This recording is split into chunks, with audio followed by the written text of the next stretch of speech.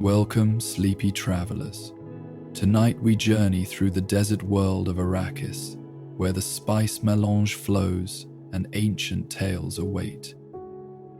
Join us as we explore the wonders of Dune and let these stories carry you gently towards sleep. After our story ends, you'll hear the peaceful sounds of crackling fire to help you drift into deep sleep.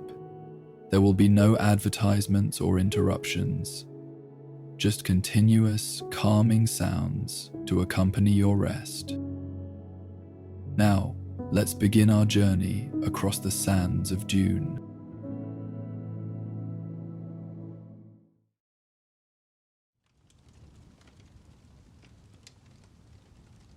In a Mentat school carved into a dune cliff, young Theon began his day as the first light of the twin suns crept across the horizon.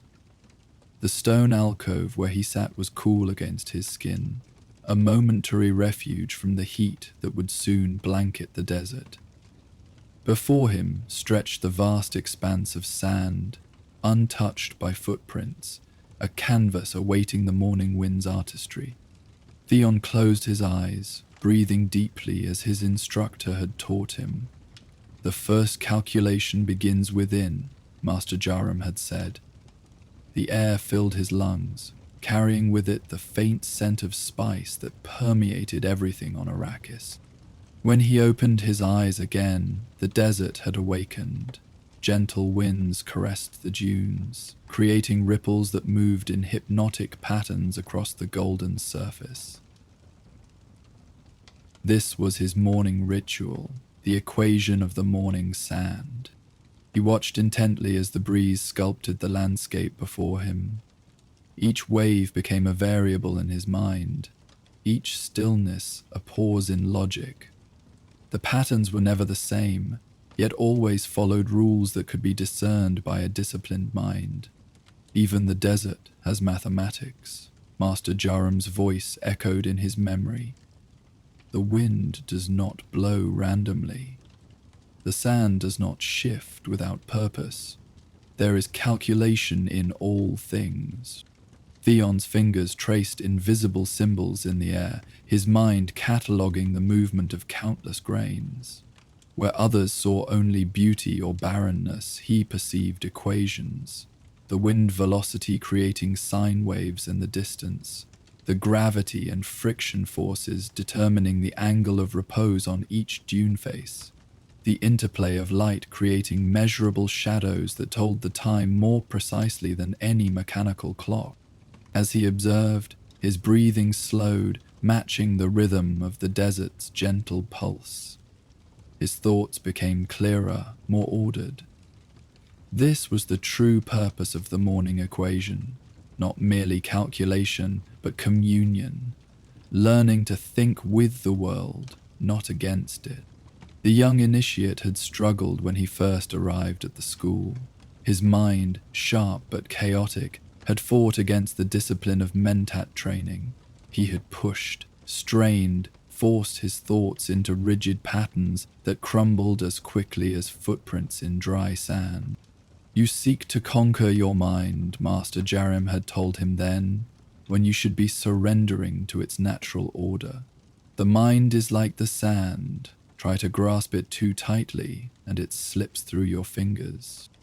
Now, as the morning light strengthened, Theon no longer fought. He allowed the patterns to emerge in his consciousness, embracing the desert's silent language. His mind sharpened, not through effort, but through surrender to rhythm. A small smile played across his lips as he noticed the sand shifting in the precise pattern he had calculated moments before. It was as if the desert acknowledged his understanding, confirming his equations with its movement. In this quiet moment, with the stone cool against his back and the endless horizon before him, Theon found perfect clarity in silence. His thoughts became like the desert itself, vast, ordered, and serene. Each calculation flowed into the next, a river of logic coursing through the landscape of his mind. The suns rose higher, casting his shadow shorter upon the stone floor. Soon the other initiates would rise, and the day's formal training would begin. But these solitary moments of communion with the desert's mathematics were the true foundation of his journey to becoming a Mentat. As Theon completed his morning equation, he felt a deep sense of peace settle over him. The desert had shared its wisdom, and he had listened. In this delicate balance between calculation and intuition, he had found his path. The young initiate rose slowly, his movements deliberate and precise. As he prepared to rejoin his fellow students, he carried within him the tranquility of the desert's logic, a stillness that would center him through the complex lessons ahead. Elsewhere on Arrakis, in a chamber scented with the sweet oils of Hagal, another type of training was underway. Lena Kynes, a Suk doctor in her final year of conditioning, sat motionless before a collection of small vials.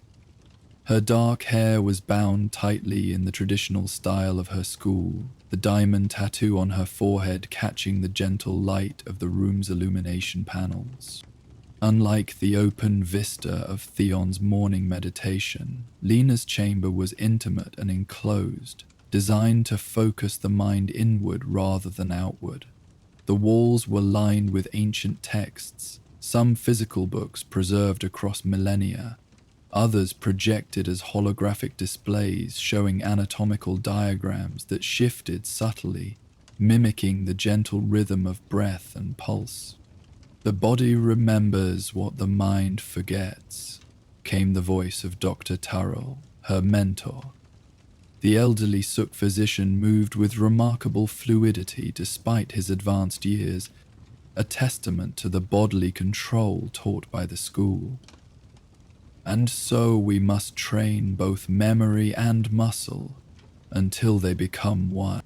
Before Lena lay 30 identical vials containing clear liquids. To an untrained eye, they would appear indistinguishable, but to a student of Suk medicine, each contained subtly different compounds, some healing, some toxic, all dependent on dosage and application. This was the morning identification, a ritual as sacred to Suk doctors as the morning equation was to Mentats. Without looking at the labels hidden on the underside of each vial, Lena would identify each compound through smell, viscosity, and the subtle reaction of a single drop on specially treated paper. "Begin," Dr. Tyrrell said softly, his voice barely above a whisper. Lena closed her eyes, centered her breathing just as Theon had done miles away on his stone ledge. The discipline was different, yet kindred. Where Mentats sought mathematical patterns, Suk physicians pursued biochemical ones. She reached for the first vial, removing the stopper with practiced care. Raising it a precise distance from her nose, she inhaled once, delicately. The scent was almost imperceptible, a whisper rather than a statement. "Sappho," she said confidently, naming the liquid beloved by Mentats for its consciousness-expanding properties. Concentration 60%, refined under low pressure rather than high, suggesting origin from the northern continent's plantations. Dr. Tariel made no indication whether she was correct or incorrect. That information would come later. The exercise continued without immediate judgment, challenging her to trust her senses rather than seeking external validation. One by one, Lena identified each compound, her movements growing more fluid with each vial. Her mind did not race but flowed, each identification emerging from a place of calm certainty rather than frantic recall. The Suk conditioning had altered her memory, creating patterns of recall that bypassed conscious effort. Information was not so much remembered as simply known, accessible without the noise of active thought. In another wing of the vast complex that housed both the Mentat school and Suk training facility, Theon now sat among 24 fellow initiates. The classroom was designed with acoustical precision. From any point, a whisper could be heard with perfect clarity. Yet outside sounds were completely absent. Master Jam, tall and austere with the red-stained lips of a Sappho addict, stood before them. Unlike the intimate setting of Lena's training, Mentat instruction took place in a space reminiscent of ancient amphitheaters, with students arranged in concentric semicircles. "Today," Master Jarem announced, "we continue our exploration of projective memory." A collective straightening occurred among the students. Projective memory was among the most challenging aspects of Mentat training, the ability not just to recall the past with perfect fidelity, but to calculate potential futures with statistical precision. "Theon," the master called, "you will demonstrate." The young man rose, his morning meditation providing a foundation of calmness that steadied him before his peers. He moved to the center of the room, where a complex projection system activated at his presence. Around him materialized a three-dimensional representation of Arrakis, the principal city of Arrakis. The simulation was intricately detailed, showing not just buildings and streets, but the movement of people, vehicles, even the subtle shift of sand that constantly threatened to reclaim the urban landscape. "The situation," Master Jarem stated flatly, "is thus. A water merchant has arrived with claims that his shipment has been contaminated. The contamination, if it exists, could be accidental or intentional. Calculate the possibilities and project the most probable outcomes across a time span of 30 standard days." Theon closed his eyes, but only for a moment. When he opened them, he was no longer simply looking at the projection, he was seeing through it, beyond it. The classic Mentat computational trance had begun. "First factor. Water is political on Arrakis," he began, his voice taking on the rhythmic cadence common to Mentats in calculation mode. "The claim of contamination must be seen in context of current water allotments and recent redistricting in the southern quarter of Arrakis." As he spoke, certain buildings in the projection highlighted briefly, showing the connections between seemingly unrelated factors. The other students watched with careful attention, some taking notes, others simply absorbing the demonstration directly into their trained memories. "Statistical analysis suggests 4 primary possibilities," Theon continued. 1. Actual accidental contamination, probability 17.3%. 2. Actual deliberate contamination, probability 33.8%. 3. False claim for political advantage, probability 42.6%. 4. False claim for economic manipulation, probability 6.3%. 3. False claim for economic manipulation, probability 6.3%. Master Jalen's expression remained neutral, neither confirming nor questioning the calculation. "Proceed to projections," he instructed. Theon's gaze seemed to focus on a point infinitely distant as the simulation around him began to shift, showing the city across days and weeks in an accelerated time frame. As he spoke, different sectors of the city changed color, representing variations in stability, economic activity, and population movement. "If the contamination is genuine and accidental, we project minimal disruption," he said, gesturing to a simulation showing relatively stable conditions.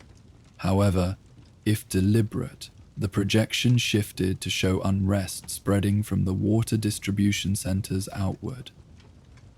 Meanwhile, in the medical wing, Lena had completed the identification ritual and moved to the practical application phase of her morning training. Before her now lay a holographic patient.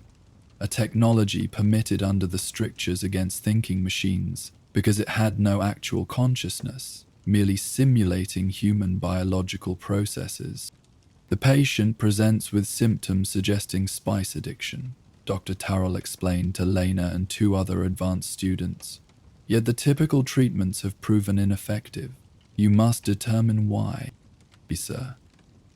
Lena studied the vital signs projected beside the holographic figure.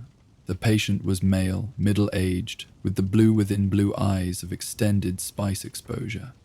His skin had the slight orange tint common among long-time residents of Arrakis.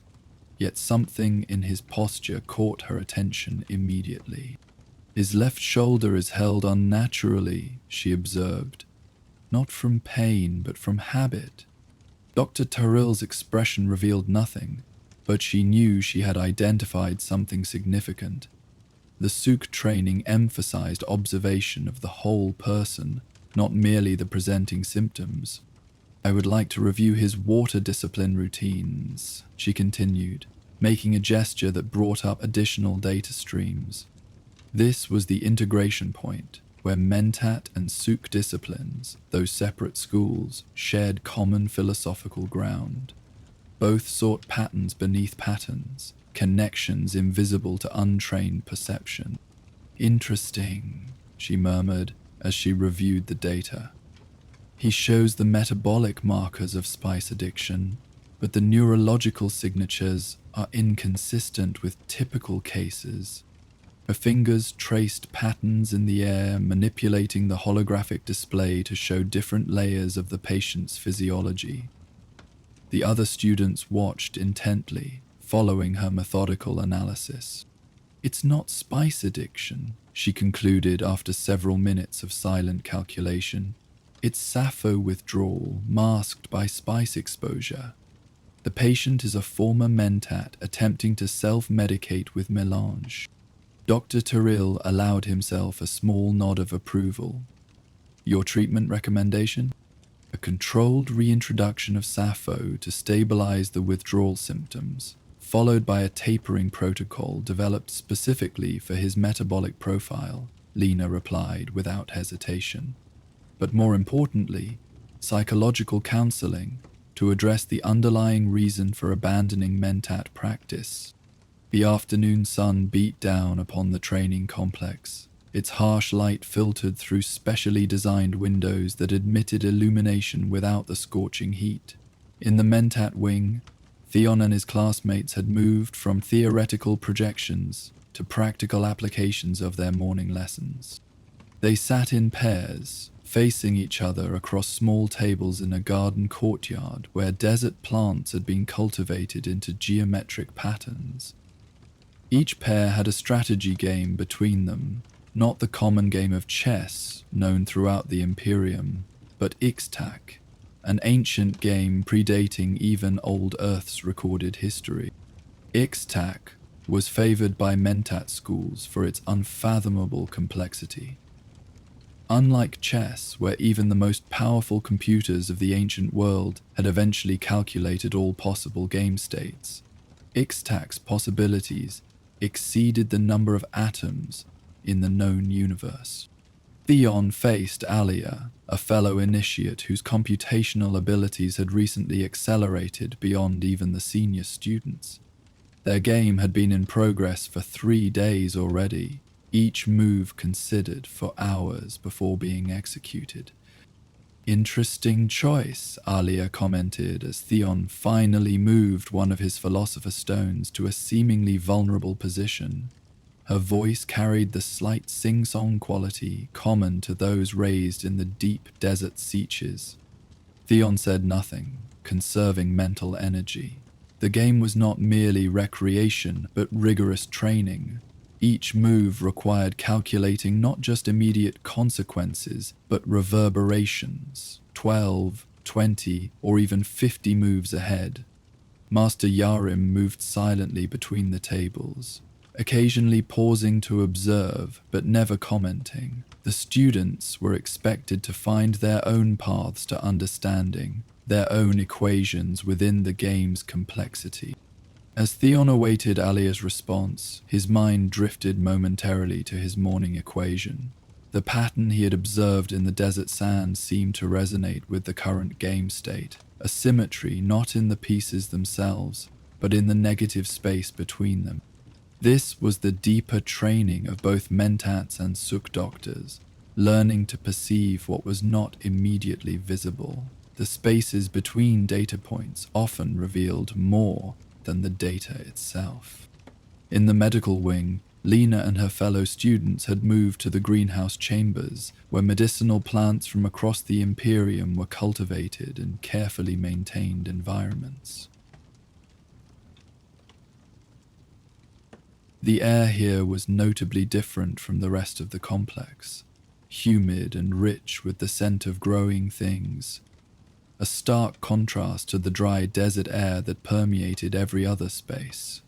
Today, we study the principle of complementary compounds, announced Dr. Tarrell, leading them between rows of plants arranged not by type or planet of origin, but by biochemical relationships. Nature rarely creates medicines that work in isolation. Leia alone to the night for one of the longest times of Kaladar's career, but Leia did not speak. Akazo, she identified. Akurzo, she identified. Native to Ikaz, containing compounds that reduce inflammation, but cause drowsiness as a side effect. And what would you pair it with? Prompted Dr. Terrell.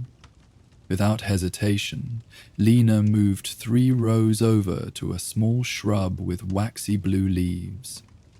Kaffir, from Caladan. The stimulant properties perfectly counter the drowsiness, while actually enhancing the anti-inflammatory action of Akasa. Dr. Tarrell nodded approvingly.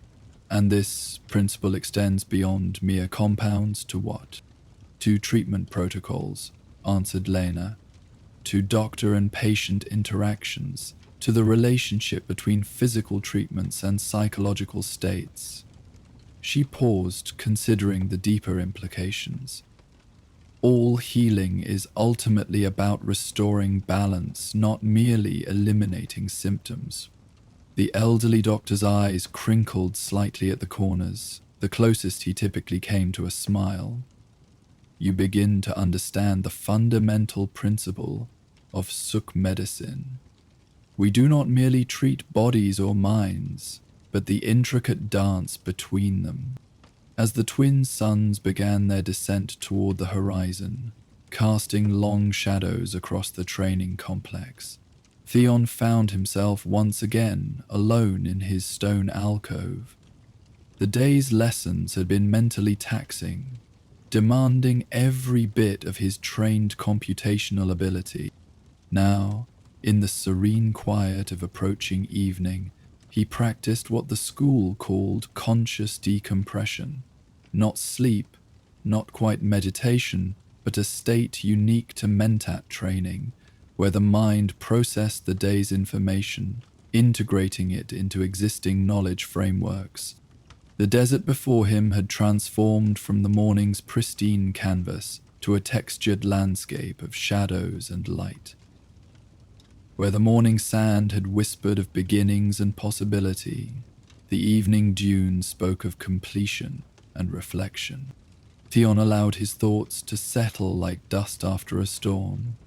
Each calculation, each lesson, each challenge of the day found its proper place in the organized architecture of his memory. Connections formed between seemingly disparate concepts. The morning sand equations linking to a particular move in the Ixtac game, which in turn connected to a historical pattern discussed in theoretical governance class.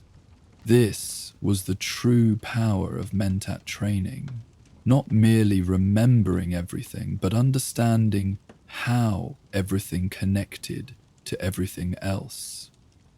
As twilight deepened, Lena Kynes also sought solitude in one of the medical wing's meditation chambers.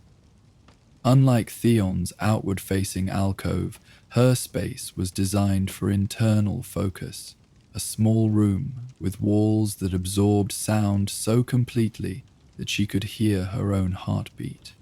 On a small table before her lay a single white flower, native to Arrakis, yet incredibly rare.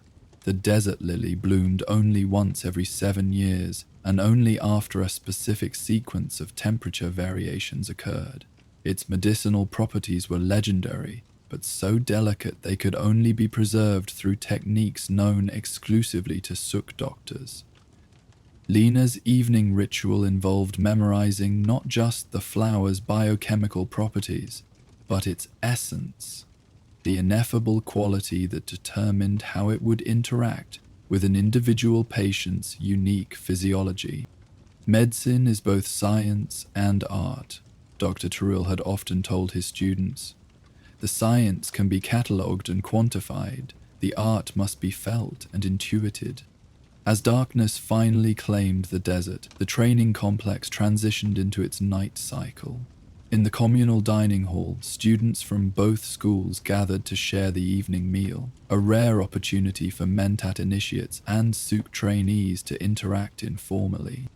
Theon found himself seated across from Lena, though they had never formally met. The schools, while housed in the same complex, maintained separate training regimens with limited interaction. Yet the disciplines complemented each other in the larger framework of imperial service. Mentats calculating possibilities, Suk doctors maintaining the health of those who ruled. "You're the one who solved the morning equation with the double scene pattern," Lena said by way of greeting, surprising Theon with her knowledge of his training. "And you're the one who identified Sappho withdrawal in the misdiagnosed patient simulation," he replied, equally unexpected. A moment of silence passed between them as they regarded each other with newfound interest.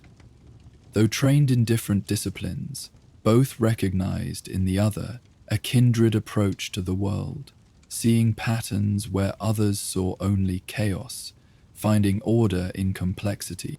"I've often wondered," Theon said carefully, measuring his words as Mentats were trained to do, "about the intersection point between our schools. Mentats calculate what is most probable, Suk doctors heal what has gone wrong, yet both require seeing beyond the immediate." Lena considered this, her fingers absently tracing patterns on the table surface that mimicked neural pathways. Both disciplines ultimately serve the same purpose, to understand the human condition in its entirety. We simply approach from different vectors. Around them, other students engaged in conversations or ate in meditative silence. The dining hall was designed with acoustical precision that allowed private conversations to remain private despite the open space. "Is it true," Theon asked, lowering his voice slightly, "that Suk conditioning includes memory implantation as well as enhancement?" A subtle shift in Lena's expression, nearly imperceptible to anyone without Mentat observation training, confirmed the question touched on closely guarded information. "Is it true," she countered with equal discretion, "that Mentat projection capabilities can sometimes cross into actual prescience?" Rather than answer directly, they shared a look of mutual understanding. Both schools had their secrets, their mysteries preserved across millennia of tradition. Some things were known only to those who had completed the full training. As the meal concluded and students began to disperse to evening studies or rest cycles, Theon and Lena parted ways with a formal acknowledgement that belied the unusual connection they had formed. Though trained to serve different functions within the complex machinery of the Imperium, they recognized in each other the shared pursuit of deeper understanding. In his sleeping quarters, sparse yet comfortable, Theon performed the final ritual of the Mentat day, the cleansing of perception. Sitting cross-legged on his narrow bed, he systematically identified and released any emotional attachments or biases that might have formed during the day's interactions and lessons. Emotions were not forbidden to Mentats. Indeed, Understanding human emotional patterns was crucial to accurate projections, but attachment to particular outcomes could cloud computational clarity. Each evening, initiates learned to acknowledge their feelings, examine them with detached interest, and then set them aside. Across the complex, Lena engaged in the complementary Suk practice of emotional integration, where Mentats sought to separate feelings from calculations. Suk doctors learned to incorporate emotional intelligence into their healing practice. The distinction was subtle but profound. As both students completed their evening rituals, the vast desert beyond the complex walls continued its own ancient patterns. Wind sculpted sand into new configurations. Nocturnal creatures emerged from hiding places to hunt or forage. Small spice blooms released their psychoactive essence into the night air. In the vastness of Arrakis, the training of Mentats and Suk doctors was but a small thread in the grand tapestry of human adaptation to this harsh world. Yet these disciplines, honed across thousands of years, represented humanity's remarkable capacity to transform limitation into specialization, challenge into opportunity. As sleep finally claimed them, Theon and Lena and all the students within the complex carried within their dreams the patterns they had observed and calculated throughout the day. Even in unconsciousness, their trained minds continued to process, integrate, and prepare for the challenges of the morning to come. The desert night embraced the training complex in its cool darkness, a temporary reprieve from the scorching heat of day. Stars wheeled overhead, their patterns long since calculated by generations of Mentats who had come before, their light witnessed by countless soup doctors who had healed and served across the expanse of human history. In this quiet darkness beneath the ancient stars, the disciplines of logic and healing continued their eternal dance, separate yet intertwined, distinct yet harmonious. And as the night deepened toward the promise of another dawn, the patterns of sand and stars and human potential awaited rediscovery in the endless cycle of learning that defined these most respected of imperial traditions. The dreams of Mentat initiates were said to be different from those of ordinary humans, where most minds wandered aimlessly through fragments of memory and desire. A trained Mentat's unconscious thoughts maintained a certain orderly quality. Even in sleep, patterns formed and dissolved, calculations continued on the edge of awareness. Theon's dreams that night took him deep into the desert, far beyond the protective walls of the training complex.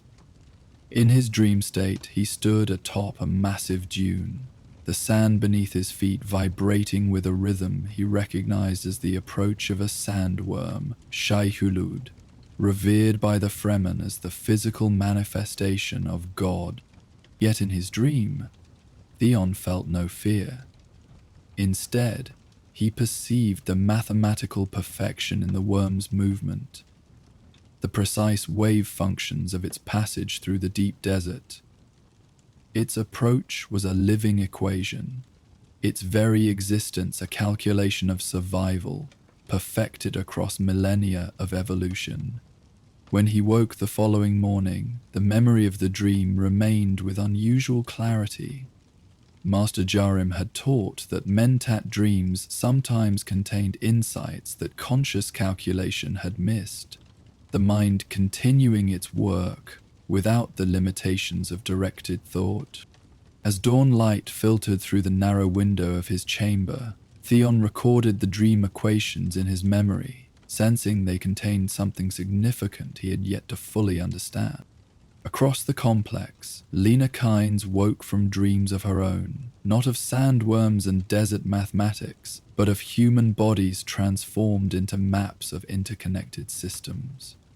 In her dream, she had seen beyond flesh into the complex interplay of nervous system, circulation, and cellular function. Each patient she had studied during her training appeared before her, their ailments visible not as symptoms but as disruptions in otherwise beautiful patterns. Unlike Mentats, Suk doctors were taught to view dreams as communications from the deeper self, the intuitive healer that existed beneath conscious medical knowledge.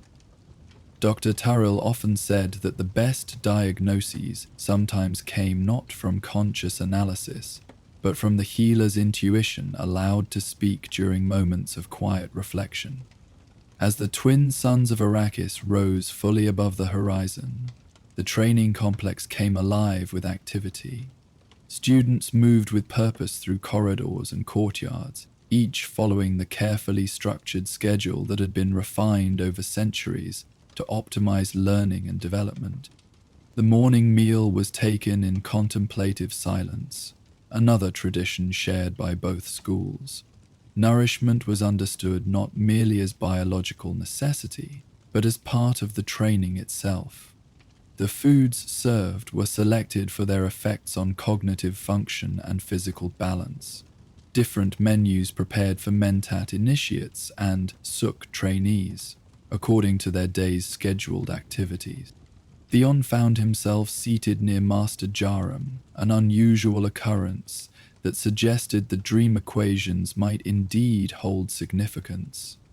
The Mentat master's gaze held a question, though he spoke no words. "I dreamt of Jaya Hulu," Theon said simply, its movement through sand as perfect calculation. Master Jarim nodded once, the gesture containing layers of meaning that only a trained Mentat would perceive. "The Great Maker has much to teach those who understand its mathematics," he replied. "Today you will join the Advanced Ecological Studies group." This was unexpected. Ecological studies were typically reserved for third-year initiates, and Theon had completed barely 18 months of training. He acknowledged the assignment with appropriate restraint, though internally his mind raced with calculations of what this might mean for his training path. In the medical wing, Lena received her own unexpected assignment. Dr. Turrell approached her as she completed her morning nutrition. "Today you will accompany me to Arrakis," he announced without preamble. "There is a patient there who requires observation by someone with your particular perceptual abilities." Lena maintained the composed exterior expected of a Suk doctor, though surprise rippled through her. Trips outside the training complex were rare for students, particularly to the planetary capital, where political intrigues often complicated medical practice. "May I know the nature of the case?" she inquired, her voice modulated to the precise tone of professional interest without undue curiosity. "A guild representative," Dr. Terra replied, lowering his voice slightly, though no one sat near them. "Early stages of spice mutation. The political implications are significant."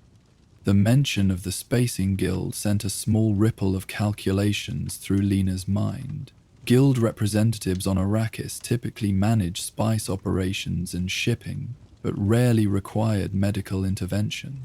That a guild member was experiencing spice mutation, the process that eventually transformed humans into the navigators who guided ships through folded space, suggested unusual circumstances. As the morning progressed, Theon joined a small group of senior students and 2 masters at the complex's southern gate. They wore still suits, the remarkable garments designed to reclaim body moisture in the desert, checked and adjusted to perfect efficiency. This would be no theoretical exercise, but an actual desert expedition. Today we study the interrelationship between spice production, sandworm life cycles, and water conservation, announced Master Jarim as they prepared to depart. These elements form a planetary equation of extraordinary complexity. Theon recognized the connection to his dream immediately. The unconscious calculations of his sleeping mind had anticipated this lesson, preparing him for deeper understanding. This phenomenon, which Mentats called anticipatory computation, was considered a promising sign of advanced potential. The small group departed on foot, moving with the gliding step taught to all who ventured into the desert. Walking without rhythm was essential to avoid attracting sandworms, which responded to regular vibrations as potential threats or prey. Meanwhile, Lena accompanied Dr. Tyrrell to a small ornithopter, one of the aircraft adapted for Arrakis's thin atmosphere, with insect-like wings that adjusted to changing air currents. The craft bore the subtle markings of soot neutrality, respected by all political factions throughout the Imperium. As they rose above the training complex, Lena gazed down at the geometric precision of its layout. From above, the buildings formed patterns reminiscent of neural networks, the courtyards and walkways creating negative spaces that enhanced rather than interrupted the overall design. The complex was designed by a Mentat architect, Dr. Tyrrell remarked, noting her interest. Silas Moreau, over 600 years ago, he believed that living within mathematical harmony strengthened both logical and intuitive faculties. The ornithopter banked gently, adjusting its course toward Arrakis. Below them stretched the vast desert, its seemingly endless dunes forming wave patterns that reminded Lena of diagrams showing energy transfer in living systems. The patient we visit, Dr. Tyrrell continued after a comfortable silence, represents a unique opportunity to observe biochemical adaptation to melange at a critical transition point.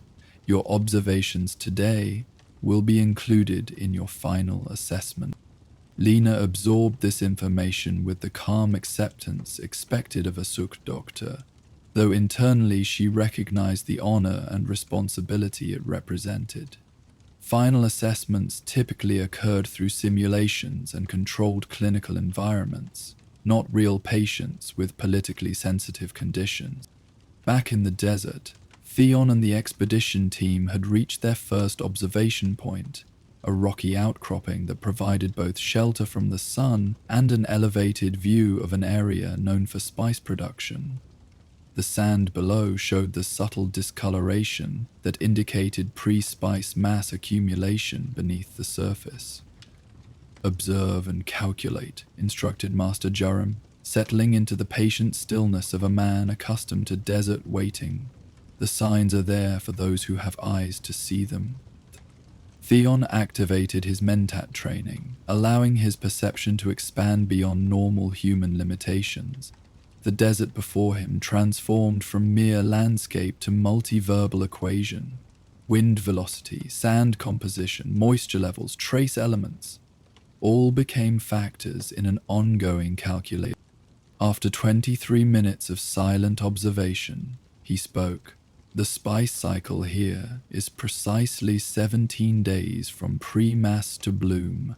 The moisture trapped beneath this dune is approximately 38 liters, sufficient to initiate bacterial transformation, but inadequate for full maturation without supplemental factors. A senior student named Ferrin added his own observations. Sandworm activity in this region occurs primarily during early morning and late afternoon. The vibration patterns suggest juvenile specimens approximately 40 meters in length. Master Jaren nodded approvingly. And what do these factors tell us about human intervention in the spice cycle? Theon and Ferrin exchanged glances, each performing rapid calculations based on available data. It was Theon who ventured the synthesis first. Harvesting operations in this region are significantly increasing pre-spice mass production, he stated. The vibrations from harvester activity mimic sandworm movement patterns, stimulating bacterial response. However, premature collection reduces overall yield by approximately 23% compared to potential output. A classic efficiency paradox, Master Joram confirmed. The very act of collection alters the conditions required for optimal production. The group fell silent again, each member contemplating the implications of this planetary equation. For Mentats, such paradoxes represented the most intriguing challenges, problems where direct intervention created self-defeating outcomes, requiring higher-order solutions. In Arrakis, Lena and Dr. Tyrrell had arrived at a discreet structure near the guild headquarters. Unlike the grand buildings that housed political and commercial operations, this facility was deliberately unremarkable, a characteristic of places where sensitive work occurred, away from public scrutiny. They were met by a guild representative whose features showed the early signs of spice alteration, eyes beginning to develop the blue within blue coloration, skin with a faint, translucent quality around the temples and fingers. Dr. Tyrrell, the representative acknowledged, with the formal precision typical of guild personnel. And your student, please, follow me. They were led through a series of chambers with gradually increasing humidity, a luxury on water-scarce Arrakis that signified the guild's wealth and power. The air grew richer with oxygen as well, accommodating the changing biological needs of those undergoing spice transformation. In the innermost chamber, suspended in a specially designed chair that supported his increasingly elongated limbs, waited their patient. Though still recognizably human, his features had begun the uncanny shift toward the navigators Lena had seen only in medical texts. The enlarged cranium, the attenuated fingers, the eyes now completely blue with no visible whites or iris. This is Navigator Initiate Edric, their guide introduced. He has reached the critical third stage transition, but is experiencing metabolic irregularities that our own medical staff cannot resolve. Dr. Tyrrell approached with the confident calm of a Suk physician, but gestured for Lena to conduct the initial assessment. This was both test and opportunity, a chance to demonstrate her training in a case of unprecedented complexity. Lena moved forward, her mind shifting into the particular state of awareness taught in Suk Medical School, a blend of analytical observation and intuitive perception. Unlike Mentat computation, which sought to calculate all variables and probabilities, Suk diagnosis involved recognizing patterns that emerged from the whole rather than the sum of individual symptoms. At his permission, she addressed the Navigator Initiate directly, maintaining the dignity essential to Suk practice. At his slight nod, she placed her fingers gently on his wrist, feeling not just for pulse, but for the subtle vibrations that revealed deeper metabolic patterns. The desert expedition had moved to its second observation point, a location where the dunes gave way to a flat expanse of compacted sand. Here, tiny desert plants had established a precarious existence, their roots extending dozens of meters below the surface to reach moisture. The ecological balance point, Master Jaram explained as they carefully examined the vegetation. These plants are indicators of the planetary equation's current state. Their presence in this precise pattern tells us that the deep moisture is rising at a rate of approximately 2 millimeters per standard year. Theon knelt to examine one of the plants more closely. Its leaves were needle-thin with a waxy coating that prevented moisture loss. The stem contained channels that transported water with remarkable efficiency. This adaptation, he observed, exists nowhere else in the Imperium. The plant has modified its cellular structure to process trace amounts of melange in the soil, using the spice itself as a catalyst for water retention. Master Jaram's expression conveyed approval, and the implication for planetary transformation?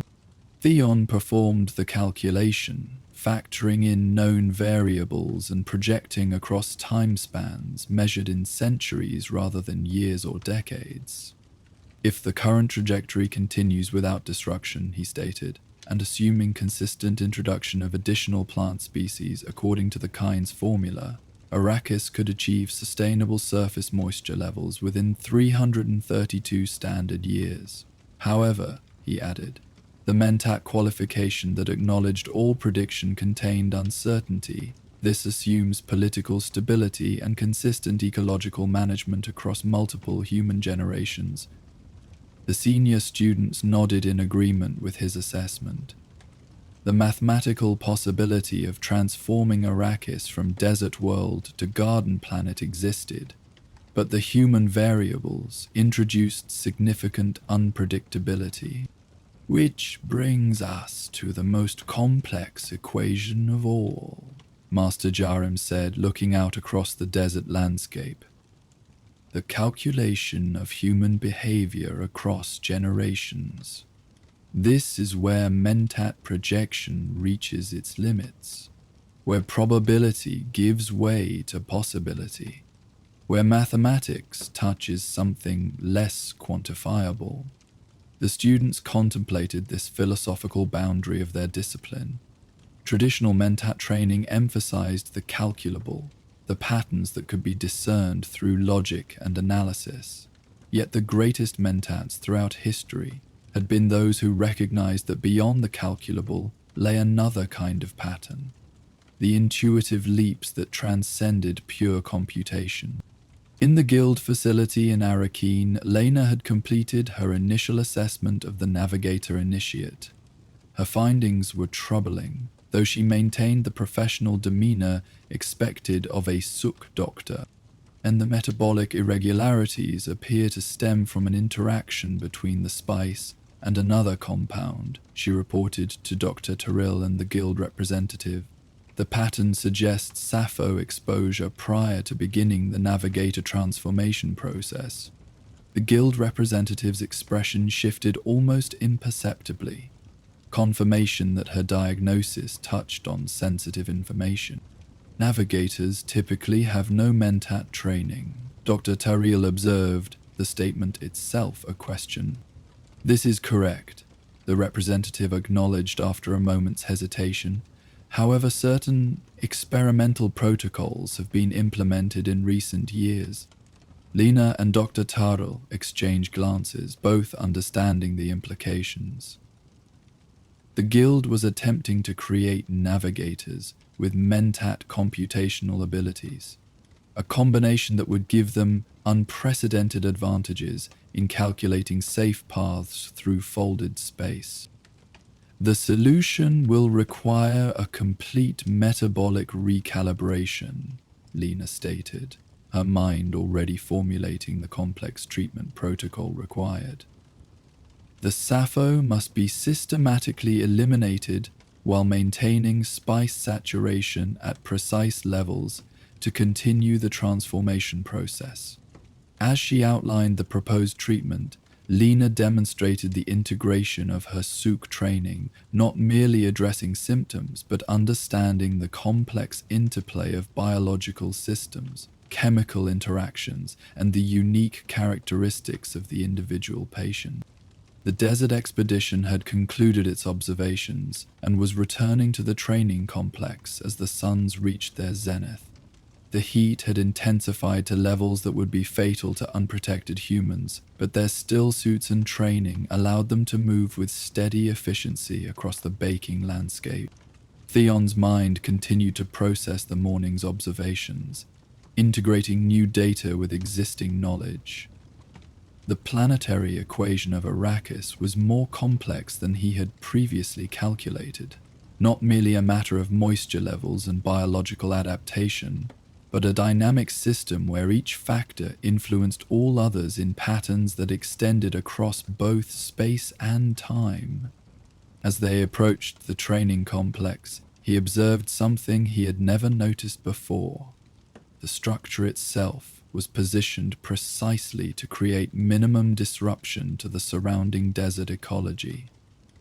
Its walls and towers were oriented to channel winds in patterns that actually enhanced rather than hindered the natural sand movement. The water reclamation systems worked in harmony with the deep moisture reservoirs beneath the dunes. "You see it now," Master Jarim commented, noting Theon's gaze. "The complex is not merely on Arrakis, it is of Arrakis, part of the equation, not separate from it." This realization shifted something fundamental in Theon's understanding. Mentat training traditionally viewed the calculator as separate from the calculation, an observer applying logic to external systems. Yet here was a different model, becoming part of the very equation one sought to understand. By late afternoon, Lena and Dr. Turrell had returned from Arrakis, the treatment protocol for the Navigator Initiate established and implemented. The experience had provided Lena with insights into guild medicine that few Suk doctors ever obtained, knowledge that would influence her development in ways that extended beyond technical skill. As evening approached, students from both schools gathered once again in the dining hall. The conversations were more animated than usual, with the day's exceptional activities creating a subtle shift in the complex's atmosphere. Theon and Lena found themselves seated together once more, each aware that the other had experienced something significant during the day's training. "I saw the city today," Lena offered, the simple statement conveying much to one trained in subtext and implication. "I saw the desert," Theon replied with equal economy of expression. Between them hung unspoken questions and observations, the political implications of guild medical needs, the ecological calculations of planetary transformation, the point where their separate disciplines touched upon shared mysteries. "I've been considering," Lena said after they had eaten in companionable silence for several minutes, "the complementary nature of our trainings.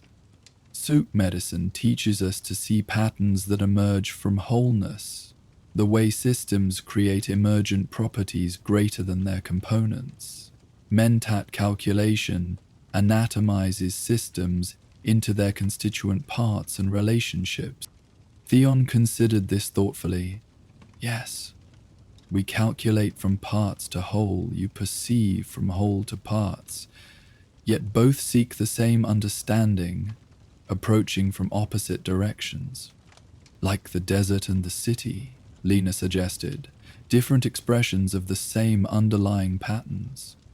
Their conversation continued as the light outside faded into dusk, touching on the philosophical underpinnings of their respective disciplines, the historical developments that had shaped their traditions, and the future challenges that awaited graduates of both schools in imperial service. Other students occasionally joined their discussion, contributing perspectives from different stages of training and specialization. A senior Mentat initiate named Davian offered insights from his advanced study of guild economic projections, while a Suk student named Mara shared observations from her focus on psychological healing techniques. As night fell completely and the complex's illumination shifted to evening settings, the gathering gradually dispersed. Students returned to their quarters for evening study or preparation for the following day's training. The rhythms of the complex, like the rhythms of the desert beyond its walls, followed patterns ancient and precise. Theon and Lena parted ways at the junction where residential corridors diverged, each carrying new thoughts and questions sparked by their conversation. Though trained in different traditions, they shared the fundamental quality that made both Mentats and Suk doctors essential to the functioning of the Imperium: the capacity to perceive patterns invisible to ordinary awareness, and to work with those patterns toward greater harmony and understanding. In his quarters, Theon recorded the day's observations in his training journal, not merely the facts and calculations, but the less tangible insights that had emerged at the boundaries of Mentat methodology. His dream of the previous night now made more sense in the context of the desert expedition, the unconscious mind having prepared the way for conscious understanding. Across the complex, Lena engaged in her own evening reflection, integrating the extraordinary experience with the navigator initiate into her developing model of medical practice. The case had challenged her to apply Suk principles to a patient whose physiology was actively transforming beyond normal human parameters, a valuable preparation for the unpredictable challenges that awaited in her future service. As sleep approached, both students completed their evening rituals with a deepened appreciation for their chosen paths. The complex settled into nocturnal quietude, the subtle sounds of the desert night filtering through specially designed ventilation systems that maintained comfortable temperatures while connecting inhabitants to the world beyond the walls. Within this sanctuary of learning, ancient disciplines continued their evolution through each new generation of students. The knowledge of Mentats and Suk doctors preserved across millennia since the Butlerian Jihad had banned thinking machines represented humanity's answer to its own limitations. Not artificial intelligence, but heightened human potential, the mind and body trained to achieve their fullest expression. Outside, the desert continued its own ancient patterns. Sand shifted in wind currents, forming and reforming dunes in mathematical progressions. Nocturnal creatures emerged to hunt and forage in the relative cool of darkness. Deep beneath the surface, microscopic organisms processed trace moisture and organic matter, gradually transforming the planet's chemistry in cycles measured in centuries. And above it all, the stars wheeled in their courses, their patterns long since mapped by generations of astronomers and navigators. The universe itself was an equation of stunning complexity, yet governed by principles that could be discovered by the patient observer. As the third day of the examination cycle approached its conclusion, Lena Kynes received the notification she had both anticipated and quietly dreaded since beginning her Suk training. A simple message appeared on the small communication device she wore at her wrist. Examination Hall 3, final bell, the test of 8 flavors.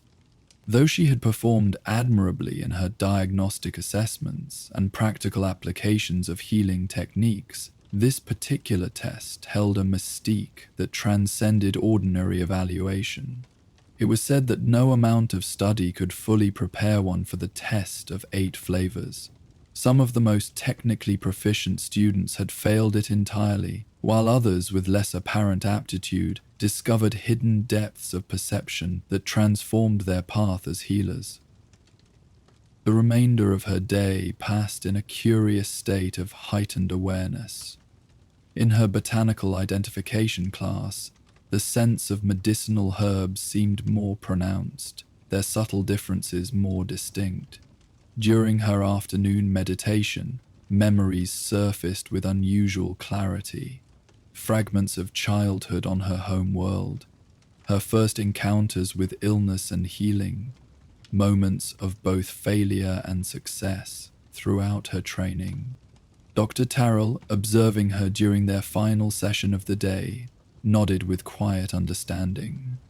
"The notification has come," he stated, rather than asked. "Yes," Lena confirmed. "Final bell today." "Remember," he said, his voice carrying the weight of personal experience, "it is not a test of knowledge, but of perception. Not of memory, but of presence." With these enigmatic words, he dismissed her to prepare as she saw fit for the hours before the final bell would sound across the complex. Lena chose to spend this time in the small meditation garden adjacent to the medical training wing. Unlike the formal gardens elsewhere in the complex, this space was designed specifically for sensory attunement. Plants selected not for their geometric harmony, but for their aromatic properties and subtle interactions. She sat upon a simple stone bench, allowing her senses to open fully to her surroundings. The faint sweetness of Caledonian night roses mingled with the sharper notes of Icasian herb clusters.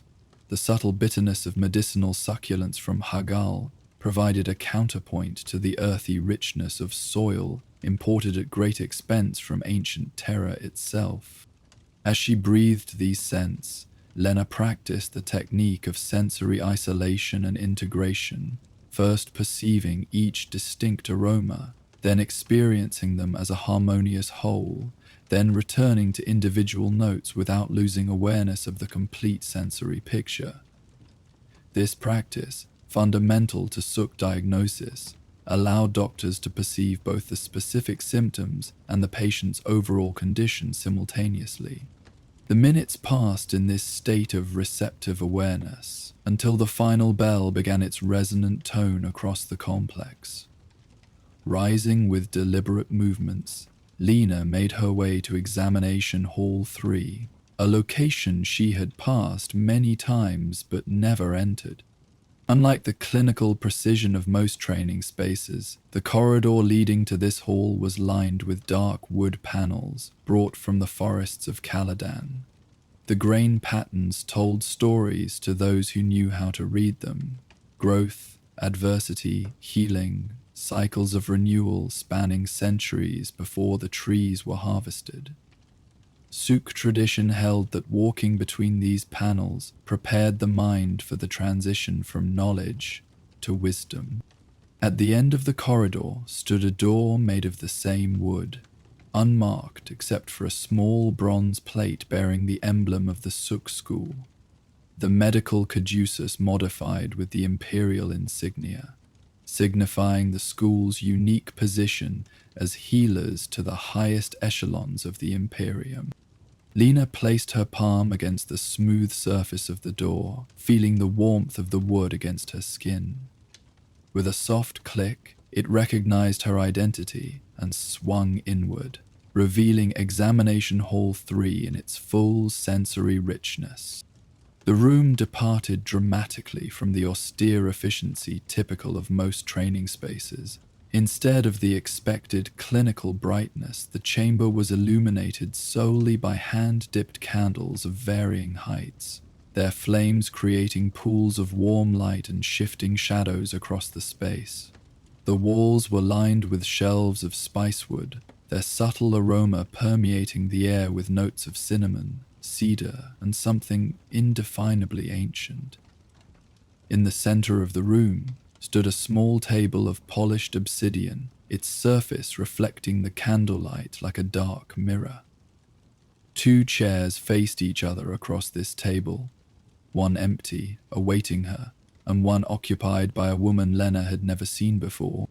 The examiner appeared to be in her 7th or perhaps 8th decade, though with the medical technologies available to Suk doctors, physical age had become an unreliable indicator of actual years lived.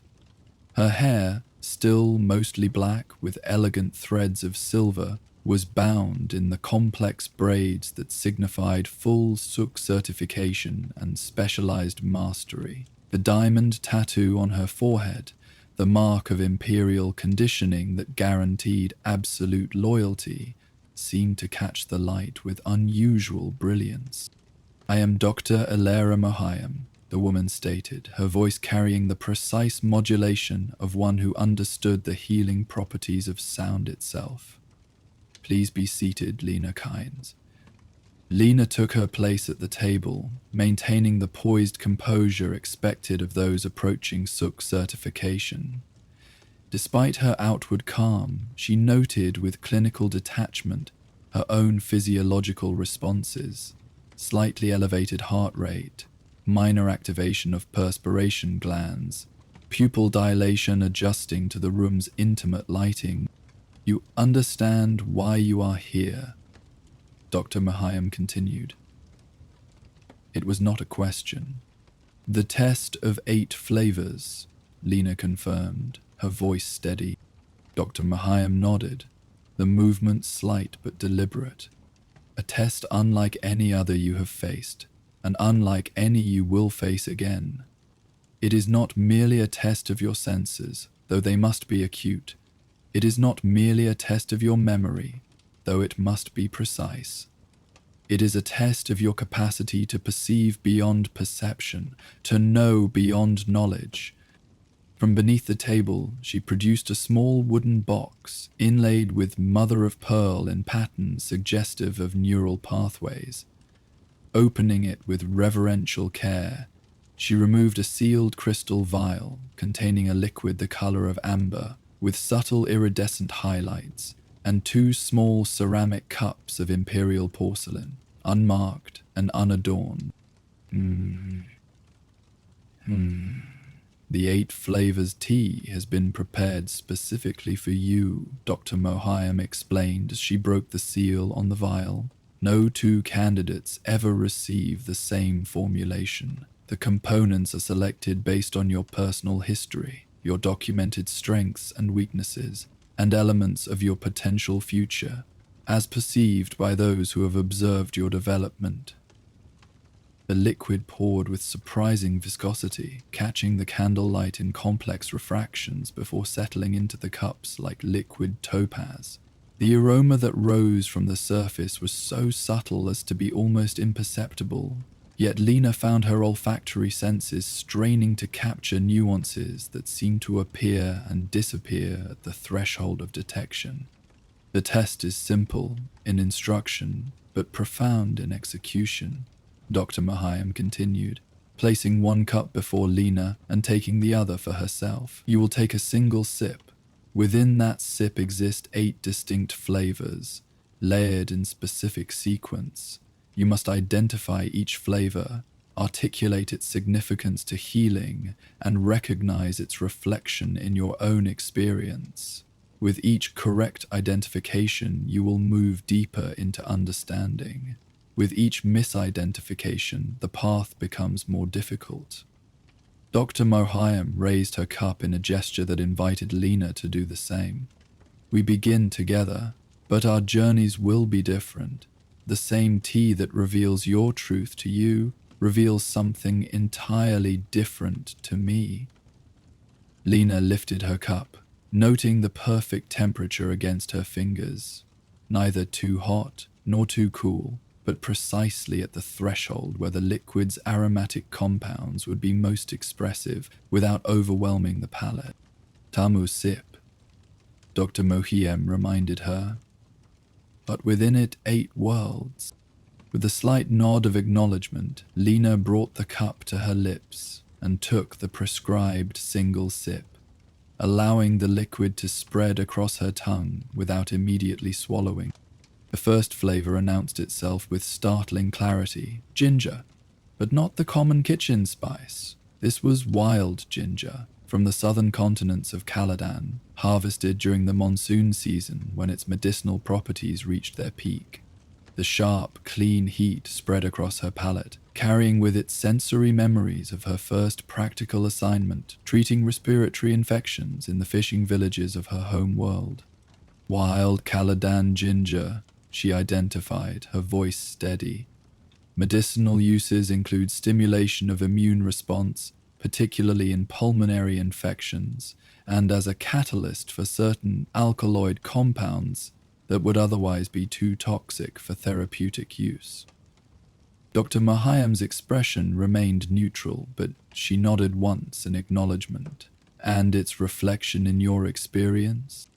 Lena allowed the memory to surface fully, the small clinic where she had first put her theoretical knowledge to practical use, the faces of the fishermen and their families, the smell of sea salt mixing with medicinal preparations. It reminds me of my first independent diagnosis, she said. A child with pneumonic complications that the standard treatments weren't addressing. I recognized a specific mold exposure from the fishing nets and modified the treatment protocol to include ginger as a potentiating agent. It was the first time I trusted my own perceptions beyond the standard texts. As she spoke, the ginger note receded, not diminishing but transforming, revealing the second layer beneath. the subtle bitterness of cortex bark from the forests of Ikaz, used to reduce fevers and calm inflamed nervous systems. What we could do heart is perfectly capable of protection against natural poisons. Icabrosin alive and quick, Alina identified. When properly prepared, it creates a protective buffer around nerve tissue during invasive procedures or toxic exposures. Dr. Mahayam sipped from her own cup, her eyes never leaving Lena's face. And its reflection. This memory was less comfortable. A training accident 3 years earlier when a fellow student had been exposed to a toxic compound during laboratory work.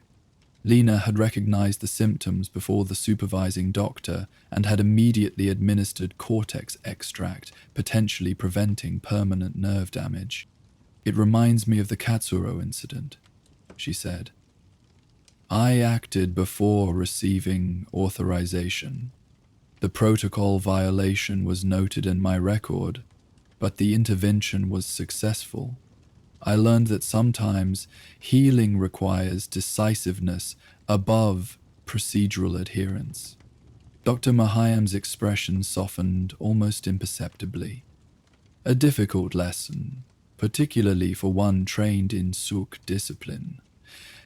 As Lena acknowledged this truth, the cortex bitterness yielded to the third flavor. The subtle sweetness of haggle honey, but with an unusual mineral quality that suggested it had been produced from bees that pollinated plants growing in soil with high iridium content.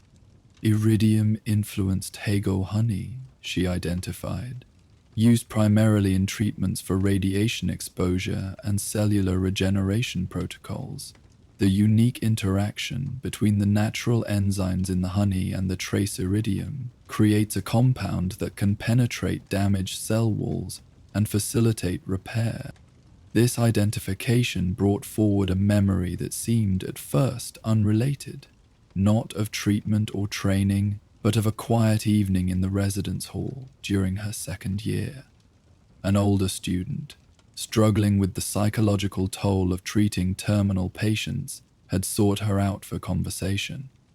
They had shared tea sweetened with honey from the kitchen stores, and in that simple interaction, something had healed in both of them. "Ayet's reflection is less clinical," Lena admitted. "It reminds me of learning that healing sometimes occurs in unexpected contexts, that the relationship between healer and patient or between colleagues can itself be medicine." Dr. Mohayam took another sip from her cup, and for the first time a slight smile touched her lips. "Not all healing happens in examination rooms or operating theaters. This is wisdom some physicians never acquire, regardless of their technical proficiency."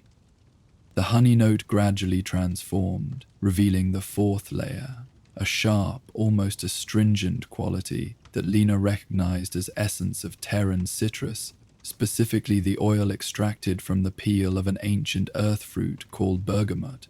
This was a component rarely used in modern medical practice, except by doctors trained in certain traditional earth techniques, preserved through the Suk lineage. "Bergamot essence," she said, "used primarily in treatments for disorders of mood and cognition. The aromatic compounds can bypass the blood-brain barrier when properly administered, creating subtle adjustments to neurotransmitter activity without the side effects of direct chemical intervention." The memory that accompanied this identification was more personal, a period during her early training when she had struggled with the intensity of the Su conditioning program. One of her instructors had recognized her difficulty and had prescribed a traditional earth tea containing bergamot oil to be consumed during her evening meditation.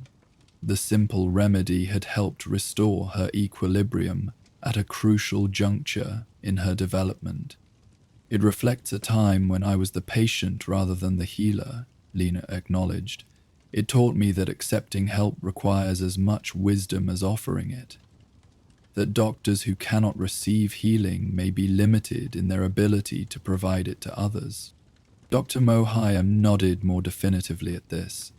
The wounded physician sees with clearer eyes, she quoted from an ancient Sukh text, not despite the wound, but through it. The bergamot receded, giving way to the fifth flavor, a deep, earthy note that spoke of roots grown in darkness, specifically the rare night root of IV ambus, harvested only during the planet's unusually long eclipses, when certain compounds reached their highest concentration. Ambus nightrooter, Lena identified, the rarity of the substance making it instantly recognizable. Used in treatments for disorders of rhythmic bodily functions, heart arrhythmias, sleep disturbances, hormonal cycling irregularities. Its growth in darkness attunes it to the body's natural oscillatory patterns. The memory this evoked was unexpected, not of a specific patient or treatment, but of her decision to pursue Sukh training in the first place. The night before she had submitted her application, she had dreamed of underground passages, of roots and tendrils reaching through darkness towards sources of nourishment invisible from the surface world. Its reflection is in my original calling to medicine, she said, somewhat surprised by the connection. The understanding that healing often involves working with systems and patterns that cannot be directly observed, only inferred through careful attention to subtle indicators. Dr. Mohayam's eyes showed a depth of appreciation that transcended the formal evaluation context. The best diagnosticians see what isn't visible and hear what isn't spoken. As the earthy notes of the nightroot faded, the sixth flavor emerged, the subtle, almost metallic tang of water that had passed through the sacred springs of Delta Pavonis, where trace elements combined in proportions found nowhere else in the known universe. Delta Pavonis, spring water, Lena said with certainty, used as a stabilizing medium for compounds that would otherwise deteriorate rapidly. The unique mineral balance creates an environment where even volatile elements can achieve a state of temporary equilibrium. This identification summoned a memory from the previous year, a particularly challenging case where she had been asked to create a treatment for a diplomatic envoy suffering from an unknown ailment. The complex interplay of symptoms had defied standard diagnostic categories, requiring her to formulate a therapy that stabilized the patient's condition while the underlying cause was still being determined, to eradicate the perennial disease. It reminds me of the importance of creating stability before attempting cure, she reflected. Sometimes the healer's first responsibility is not to eliminate disease, but to prevent further deterioration, to create the conditions where natural healing processes can reassert themselves. Dr. Mohayam sipped from her cup again, her eyes showing a depth of evaluation that went beyond mere assessment of correct identification. In an age of increasingly interventionist medicine, this wisdom becomes more, not less, essential. The body's inherent intelligence often exceeds our own. The mineral notes of the spring water gradually yielded to the seventh flavor, the elusive, almost ineffable taste of melange. Not the raw spice encountered commonly on Arrakis, but a refined essence processed through methods known only to certain specialized branches of the Sukh school. Refined melange essence, Lena identified, recognizing the characteristic awareness-enhancing quality as it spread from her palate to her consciousness, used in treatments requiring heightened perception on the part of the physician, particularly in diagnosis of conditions affecting the subtle energy systems of the body, not detectable by standard instrumentation. The memory this evoked was recent, her experience with the Guild Navigator initiate the previous day. The case had required her to perceive patterns of metabolic function beyond normal human parameters, to sense the interplay of spice and consciousness in a body undergoing profound transformation. It reflects the frontier of my current understanding, she acknowledged. The recognition that healing sometimes requires the physician to expand their own consciousness to encompass states of being they have not personally experienced, to develop empathy not just for familiar suffering, but for utterly alien modes of existence. Dr. Mohiam's expression became more focused, her assessment clearly intensifying as the test approached its conclusion. The limits of our perception often become the limits of our healing capacity. The greatest physicians learn to perceive beyond their own experience, and the final flavor? As the spice essence receded, Lena encountered a momentary emptiness, a pause where she expected the eighth flavor to emerge. For a disorienting moment, she wondered if she had failed to detect something essential. Then she realized the truth. The eighth flavor was the absence itself, the space between notes, the silence between words. The eighth flavor is the space between, she said with sudden certainty. Not a substance, but its absence. The intervals where integration occurs, where distinctions dissolve, where healing happens, not through intervention, but through allowing. Dr. Mohiam's eyes widened slightly, the first indication of genuine surprise she had shown during the entire examination. And its reflection in your experience? She asked, her voice softer now.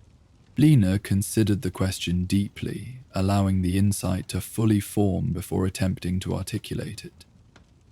It reflects what I am still learning, that sometimes the greatest service a healer can offer is their absence. That there are moments when stepping back allows something to happen that our presence, however well-intentioned, might prevent. That healing ultimately comes from within the patient, not from the doctor. For several moments, Dr. Mohiam remained silent, studying Lena with an evaluative gaze that seemed to penetrate beyond her words to the understanding beneath them. Finally, she placed her cup on the table with deliberate precision. The test of 8 flavors is not merely an examination of sensory acuity or medical knowledge, she said. It is a journey into the nature of perception itself. The recognition that what we taste, what we see, what we know is inseparable from who we are and what we have experienced. A Suk doctor must bring not only their knowledge, but their whole being to the act of healing. She reached beneath the table and produced a small silver pin, a miniature representation of the caduceus, with a tiny diamond embedded at its center. You have identified all 8 flavors, Lena Kynes, and more importantly, you have recognized their significance beyond mere identification. This pin signifies your advancement to final candidate status. Upon completion of your remaining practical assessments, you will be eligible for full Suk certification and imperial conditioning. Lena accepted the pin with a sense of accomplishment tempered by humility, understanding that this milestone marked not an endpoint, but a threshold to deeper levels of skill and responsibility. Thank you, Dr. Mohiam, she said simply. The older physician nodded, then gestured to the remaining liquid in Lena's cup. Many candidates assume the test concludes with the identification of the 8th flavor, but there is a final aspect often overlooked. I invite you to finish your tea completely. Surprised but compliant, Lena raised the cup again and drank the remaining liquid. As she did so, she discovered something remarkable. The 8 distinct flavors she had identified separately now presented themselves as a harmonious whole, a unified experience greater than the sum of its components. They're all present simultaneously, she observed with wonder, not as separate notes but as a complete composition. Dr. Mohayem smiled more fully now. And so it is with true healing. We analyze, we identify, we distinguish, but ultimately we must perceive and treat the whole person, the complete system in which illness and wellness are not opposites but aspects of a single continuous process. She rose from her chair with fluid grace that belied her apparent age. Carry this understanding with you, Lena Kynes. It will serve you well in the challenges that lie ahead. As Lena left Examination Hall 3, the corridor of Caledonian Wood seemed different somehow. The grain patterns telling new stories, revealing depths she hadn't perceived before. The complex around her continued its evening transition, students and teachers moving through their established routines, yet she experienced it all with heightened awareness. The test of 8 flavors had changed something fundamental in her perception, not by adding new knowledge, but by integrating what she already knew into a more coherent whole. The technical skills remained the same, but the context in which she understood them had expanded subtly but significantly. Instead of returning directly to her quarters, Lena found herself drawn to the quiet courtyard where, the previous evening, she had conversed with Theon, the Mentat initiate. The space was empty now, illuminated only by starlight and the soft glow from adjacent windows. She sat on a stone bench, allowing the day's experiences to settle within her consciousness. The 8 flavors lingered as memory traces, not just their sensory qualities, but the insights they had evoked, the connections they had revealed between her training and her lived experience. For Suk doctors, unlike Mentats, the path to mastery was not through perfect recall or computational precision, but through this integration of knowledge with experience, technique with intuition, observation with empathy. The test of 8 flavors had confirmed her capacity for this integration, her readiness to move beyond the application of learned procedures to the art of true healing. As she contemplated these revelations, she became aware of a presence entering the courtyard. Theon, returning from his own evening studies. He paused when he saw her, as if considering whether to withdraw and leave her to her solitude. "Please join me," Lena invited, gesturing to the space beside her on the bench. "I've completed the test of 8 flavors." Recognition flickered in Theon's eyes. As a Mentat initiate, he would be familiar with the significant examinations of other disciplines, particularly one as essential to imperial function as the Suk school. "A momentous day, then," he observed as he took the offered seat. "It's said that one is never quite the same after that particular test." Lena nodded, finding it both strange and natural to discuss the experience with someone outside her discipline. "It's true. The test itself becomes part of you, not just another assessment completed, but an experience integrated into one's approach to medicine." Theon considered this with the thoughtful precision characteristic of Mentat training. There's a parallel in our tradition, the first projection, where an initiate must calculate not merely what is, but what could be, extending present patterns into potential futures. Many find that after successfully completing it, they never perceive the present moment in quite the same way again. Because you see not just what is before you, but all the branching possibilities extending from it, Lena suggested. Exactly. The present becomes saturated with futures, some more probable than others, but all existing as potentialities that inform current perception. They sat in companionable silence for a moment, each appreciating the unexpected commonality between their different paths. The night air carried the faint scent of spice that permeated all of Arrakis, mingled with the aromatic herbs from the nearby medicinal gardens. "I've been considering," Theon said eventually, "how our disciplines approach the same fundamental questions from different directions. Mentats seek to calculate the patterns that govern reality. Soup doctors seek to perceive the patterns that constitute health. Both require seeing beyond surface appearances to deeper structures. Lena found this observation surprisingly resonant with her own post-examination reflections. Yes, though the methods differ significantly, your training emphasizes logic and computation, ours emphasizes intuition and integration, yet both serve the same ultimate purpose: to understand reality more completely than ordinary perception allows. And both were developed in response to the same historical circumstance, Theon added. After the Butlerian Jihad and the prohibition against thinking machines, humanity needed to develop its own inherent capacities to replace the functions previously delegated to computers. Lena nodded, appreciating the historical perspective. Rather than creating artificial intelligence, we discovered how to access deeper levels of our own intelligence. As they continued their conversation, exploring the philosophical underpinnings of their respective traditions, Lena noticed something curious. The 8 flavors she had identified in the examination tea seemed to correlate with aspects of their dialogue. The sharp clarity of the ginger, the integrative quality of the honey, the stabilizing function of the spring water, each found its parallel in their exchange of ideas.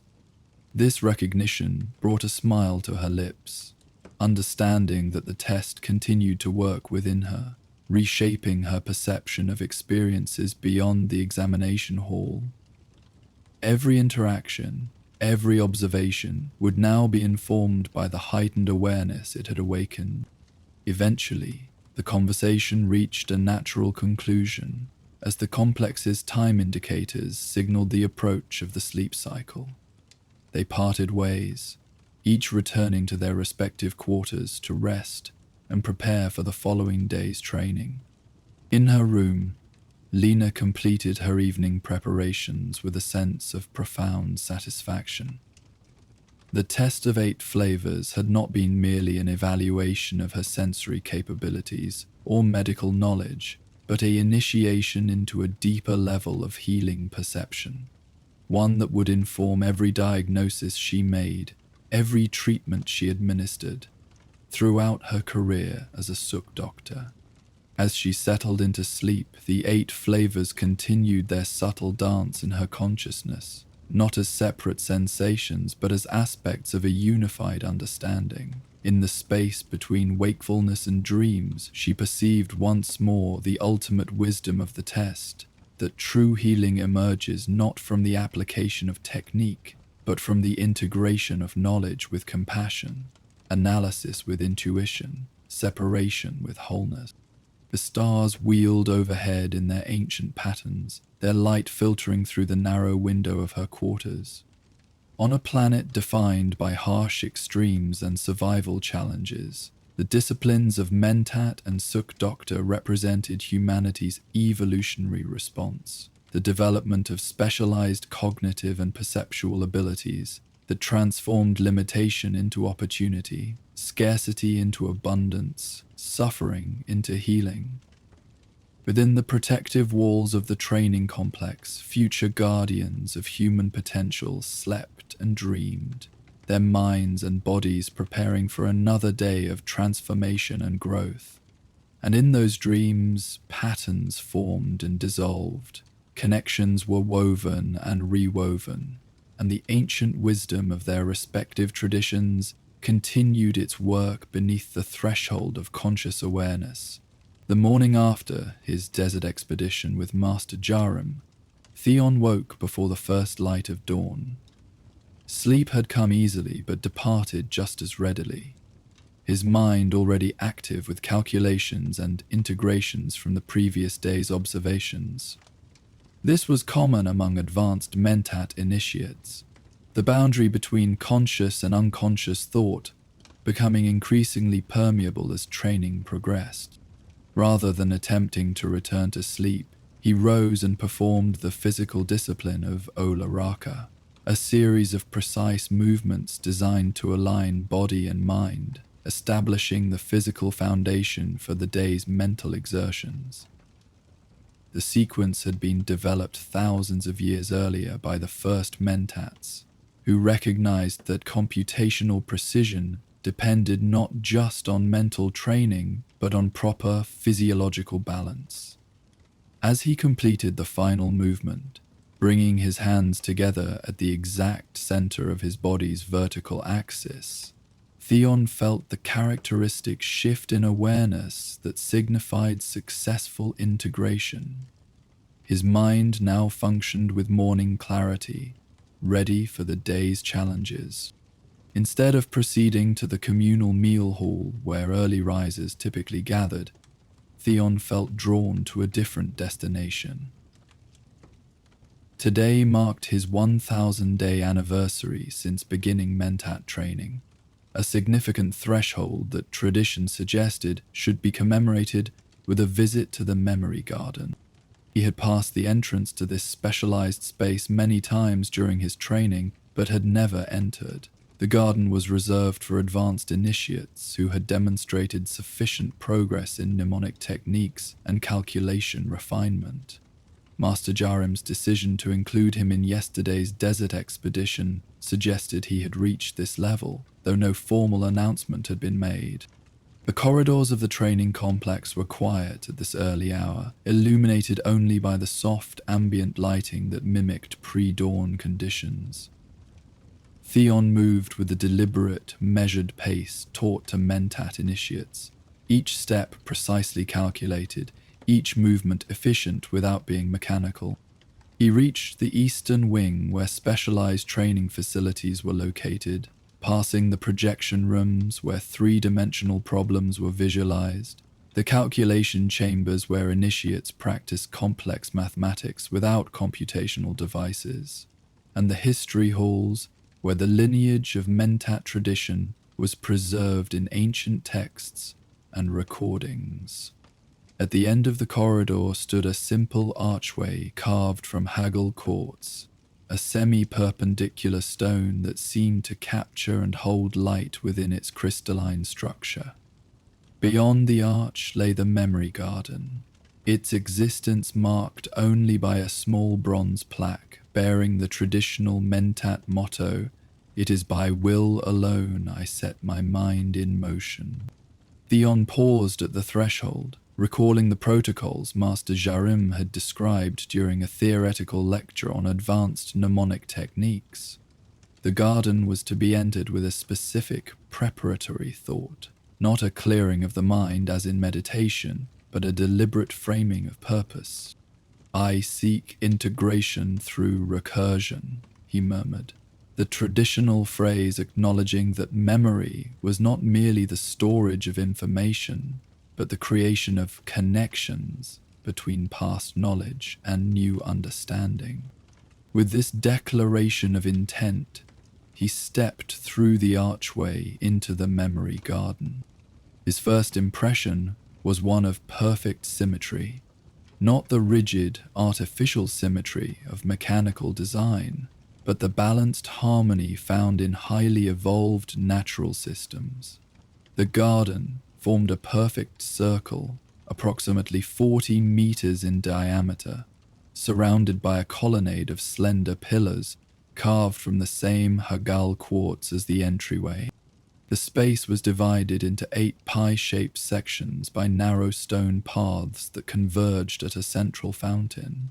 Each section contained a distinct ecosystem of plants arranged in concentric patterns, herbs nearest the center, flowering plants in the middle region, and small trees around the periphery.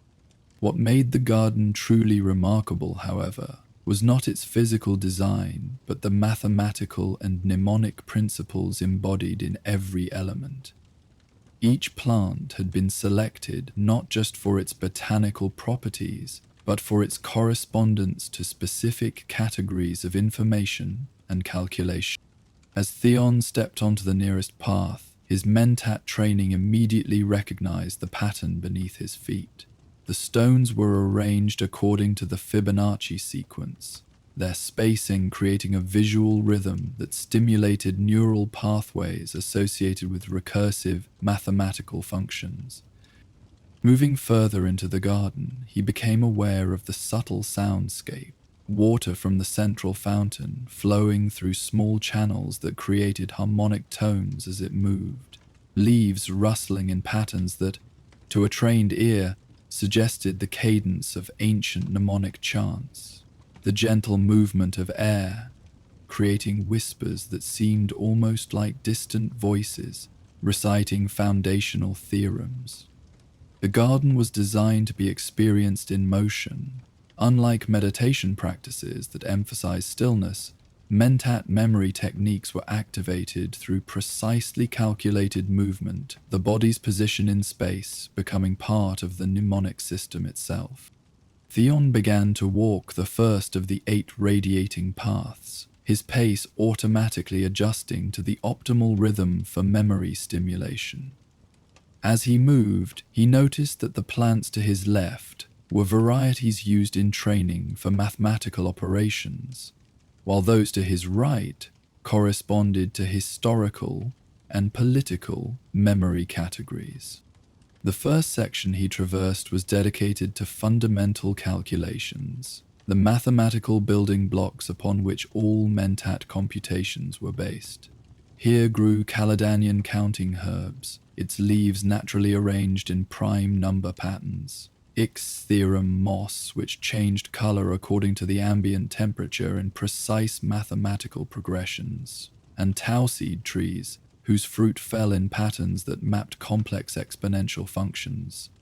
As he walked among these plants, Theon felt the corresponding memory categories activating in his mind, not through conscious recall, but through the garden's careful design triggering specific neural pathways. Base calculations he had memorized years earlier surfaced with enhanced clarity, their relationships to higher-order functions becoming more apparent. At the end of the first radial path, he reached the central fountain, a circular basin of polished obsidian over which water flowed in precisely controlled patterns. The water emerged from 8 small apertures corresponding to the garden's sections, each flow mathematically calibrated to create ripple patterns that, when observed from the proper angle, formed visual representations of wave equations. Rather than immediately proceeding to the next radial path, Theon circled the fountain once, observing the water patterns from each of the 8 perspectives. This was part of the garden's design, the central circle representing unity and integration, while the radiating paths represented specialized knowledge categories. The second path he chose led through the section dedicated to historical sequencing, plants arranged to stimulate memory of chronological patterns throughout human civilization. Here grow timeline veins from Ikaz, their growth patterns corresponding to the rise and fall of the ancient empires of old Earth. Memory lilies from Catane, each variety selectively bred to represent a different era of imperial history. And recursion trees from Wallach said to have been developed by the Bene Gesserit to aid in accessing genetic memory. As Theon walked this path at the precisely calculated pace, historical patterns activated in his consciousness, not as dry sequences of dates and events, but as dynamic systems of cause and effect, action and consequence, decision and outcome. He perceived the mathematical underpinnings of historical movements, the probability functions that governed human collective behavior across millennia. Returning again to the central fountain, he circled it once more before selecting the third path, this one leading through the section dedicated to logical operations and influential reasoning. The plants here included syllogism sage from Rikezi, each branch structure representing a different form of deductive argument. Inference ivy from Caladan, which grew in patterns that modeled Bayesian probability networks, and parameter pine from Tupile, whose needle arrangements demonstrated the principles of boundary conditions in complex system analysis. With each step along this path, Theon's capacity for logical operations heightened. Connections between seemingly disparate knowledge domains became more apparent, the underlying patterns revealing themselves not as isolated facts, but as aspects of unified systems. By the fourth path, dedicated to psychological projection and human behavior modeling, Theon had settled into the rhythm of the garden's design. Each section stimulated different aspects of Mentat training, and the circular movement from specialized path to integrative center and back to another specialization created a harmonious balance between analytical precision and synthetic understanding. As he completed the fourth path and returned to the central fountain, he became aware of another presence in the garden, Master Jarim, seated on a small stone bench near the northern quadrant. The Mentat teacher made no gesture of acknowledgement, allowing Theon to continue his circuit uninterrupted. This too was part of the tradition. The garden was a space of individual integration, even when shared with others. The fifth path led through the section dedicated to ecological systems and planetary transformations, particularly appropriate after yesterday's desert expedition. Here grew plants whose arrangements demonstrated the mathematical principles of climate cycles, resource distribution, population dynamics, and environmental transformation. As Theon walked among them, his understanding of Arrakis's ecological equations deepened. The observations from the expedition integrated with theoretical models he had studied, creating a more comprehensive understanding of the planet's potential trajectory. He recalled Master Jarim's words about the complex interplay of factors in planetary transformation: water cycles, human intervention, indigenous life forms, and the melange spice itself. A Mentat does not predict, he reminded himself, echoing one of the fundamental principles of his training. He discerns probability. This distinction was crucial to Mentat philosophy. Unlike religious oracles or even the limited prescience of the Spacing Guild's navigators, Mentats did not claim to see the future as fixed or predetermined. Instead, they calculated probability ranges based on the complex interaction of known variables, always acknowledging the limits of current information and the possibility of unexpected factors. The sixth path led through the section dedicated to linguistic patterns and communication systems, plants arranged to stimulate memory of languages, codes, symbolic representations, and the mathematical structures underlying all forms of information exchange. Here grew syntaxes from Wallach eyes, whose leaves arranged themselves in grammatical patterns, cipher flowers from Ix, each petal configuration corresponding to a different encryption algorithm, and semantic trees from Richies, whose growth patterns modeled the evolution of meaning in linguistic systems. As Theon walked among these plants, his facility with the linguistic aspects of Mentat training activated, the ability to perceive patterns in communication that revealed underlying intentions, cultural assumptions, and information deliberately concealed or unconsciously disclosed. Returning to the central fountain after completing this path, he found Master Jarim still seated in contemplative silence. The teacher's presence had its own instructive purpose, demonstrating that while Mentat training emphasized individual cognitive development, the tradition itself was communal, passed from one generation to the next through direct transmission as well as formal instruction. The seventh path led through the section dedicated to technical and mechanical systems, plants arranged to stimulate memory of engineering principles, physical laws, and the mathematical foundations of technology. Though machines that imitated human thought were forbidden, since the Butlerian Jihad, Mentat still needed comprehensive understanding of mechanical systems to calculate their operations and limitations. The final path, the eighth, led through the section that many initiates found most challenging, the garden quadrant dedicated to ethical calculations and philosophical integration. Here grew conscience thorn from Caladan, whose complex branching patterns represented ethical decision trees. Justice bloom from Chitain, flowers arranged in balancing pairs to demonstrate consequentialist reasoning.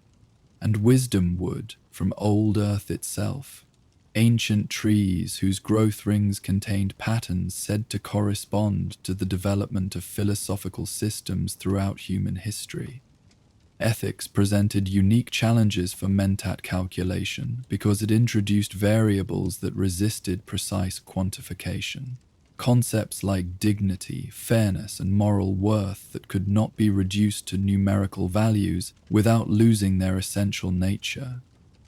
Yet Mentats often served rulers who relied on them for precisely these kinds of calculations, asking questions like, what is the ethical cost of this policy? How do we balance immediate suffering against long-term benefit? What is the moral calculus of necessary sacrifice? As Theon walked this final path, he reflected on the ethical implications of his growing capabilities. Mentat training conferred extraordinary analytical power, but that power carried commensurate responsibility. How would he use his abilities? Whom would he serve? What calculations would he be willing or unwilling to perform? These questions had no simple answers, which was precisely why this section of the garden was designed to stimulate ongoing reflection rather than definitive conclusions.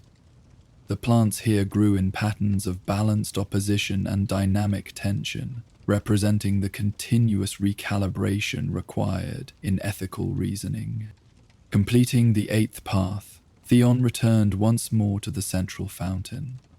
Having traversed all the specialized knowledge domains represented in the garden's design, he now began the integration phase of the memory garden practice.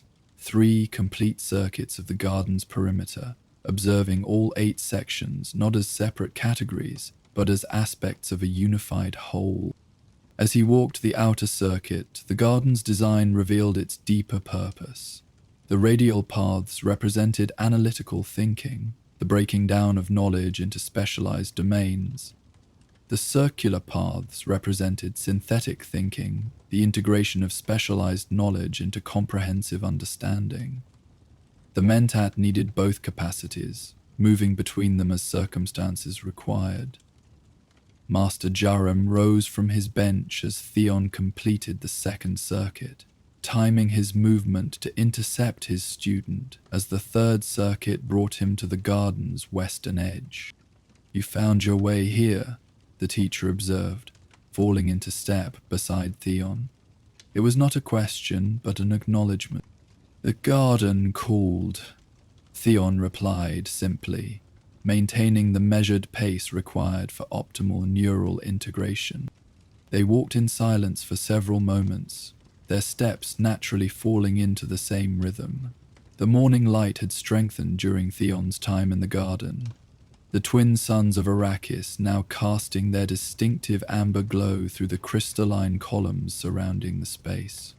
"What do you see in the pattern?"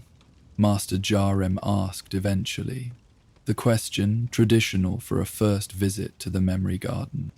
Theon considered carefully before answering.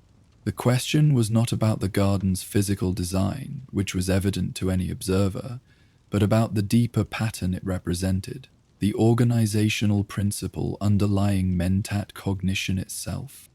"I see recursion within structure," he said finally, "specialized knowledge flowing into integration, integration revealing new relationships within specialization. The garden doesn't simply categorize information, it embodies the process by which information becomes understanding." Master Jarim nodded once, the gesture containing precisely the right measure of acknowledgement. "And what calculations emerged during your circuit?" This question invited Theon to articulate specific insights generated during his walk through the garden, new connections or clarifications that had formed as the garden's design activated different aspects of his training. The ecological projections for Arrakis, Theon began, referencing their expedition the previous day. Walking the fifth path, I perceived a relationship between the moisture accumulation rates we observed and certain historical patterns of planetary transformation from the second path. There are mathematical similarities between Arrakis's current state and the early stages of terraforming Onomanthage during the pre-imperial period.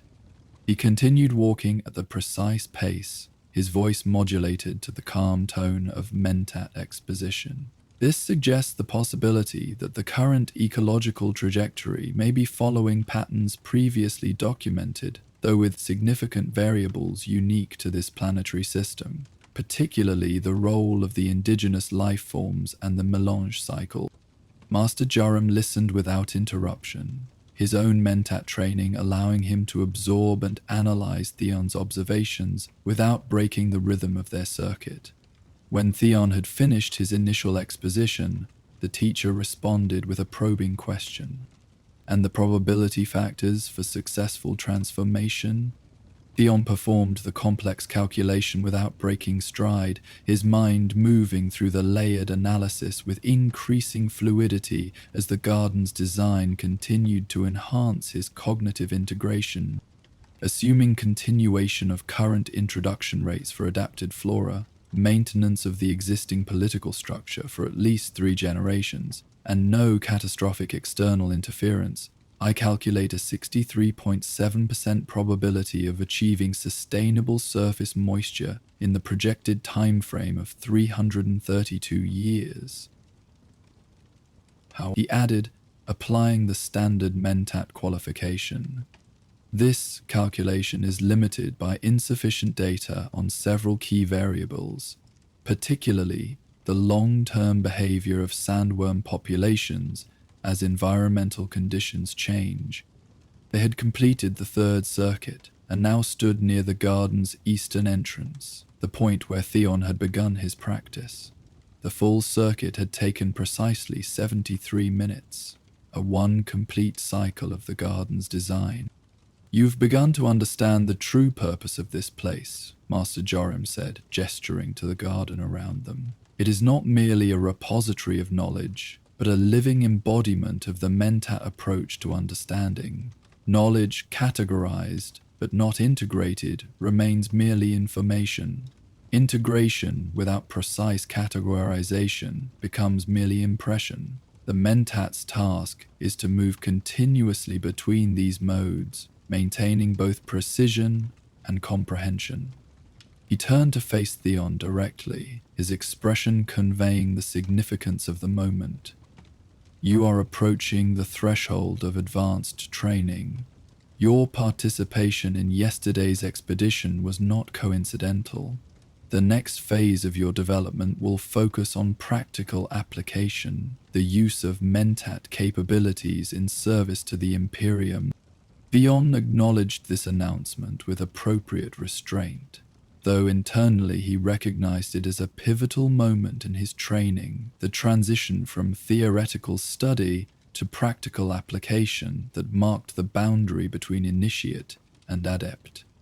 "The memory garden will be available to you from this day forward," Master Joram continued. "I suggest you make use of it regularly as you prepare for your first assignment." He did not elaborate on what this assignment might entail, another aspect of Mentat training, the cultivation of patience and comfort with incomplete information. Details would be provided when necessary, not before. "Thank you, Master Joram," Theon replied, inclining his head in the formal gesture that acknowledged both the honor and the responsibility being conveyed.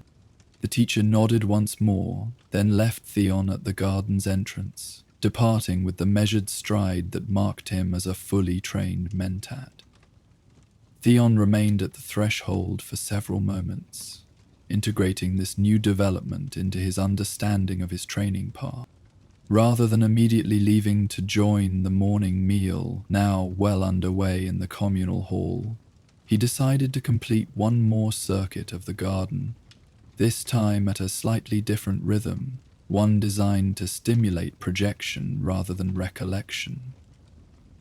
If he was indeed approaching practical assignment, it would be prudent to begin calculating potential scenarios. As he walked the outer circuit once more, he allowed his mind to project various possibilities for the nature of his first assignment. The training complex regularly received requests from imperial officials, great houses, and occasionally even the Spacing Guild for Mentat assistance with specific projects or problems. Initiates nearing completion of their training were often assigned to these projects under the supervision of full Mentats, gaining practical experience while still benefiting from guidance. Given his particular aptitude for ecological calculations demonstrated during yesterday's expedition, Theon considered it most probable that his assignment would involve some aspect of Arrakis's transformation project, perhaps a specific calculation of water requirements for a new plantation area, or probability projections for the success of introducing a new plant species to the desert environment. Less probable, but still within reasonable possibility range, was assignment to a political or economic projection. The complex occasionally received requests for Mentat analysis of trade patterns, resource distribution, or political stability in various sectors of the Imperium.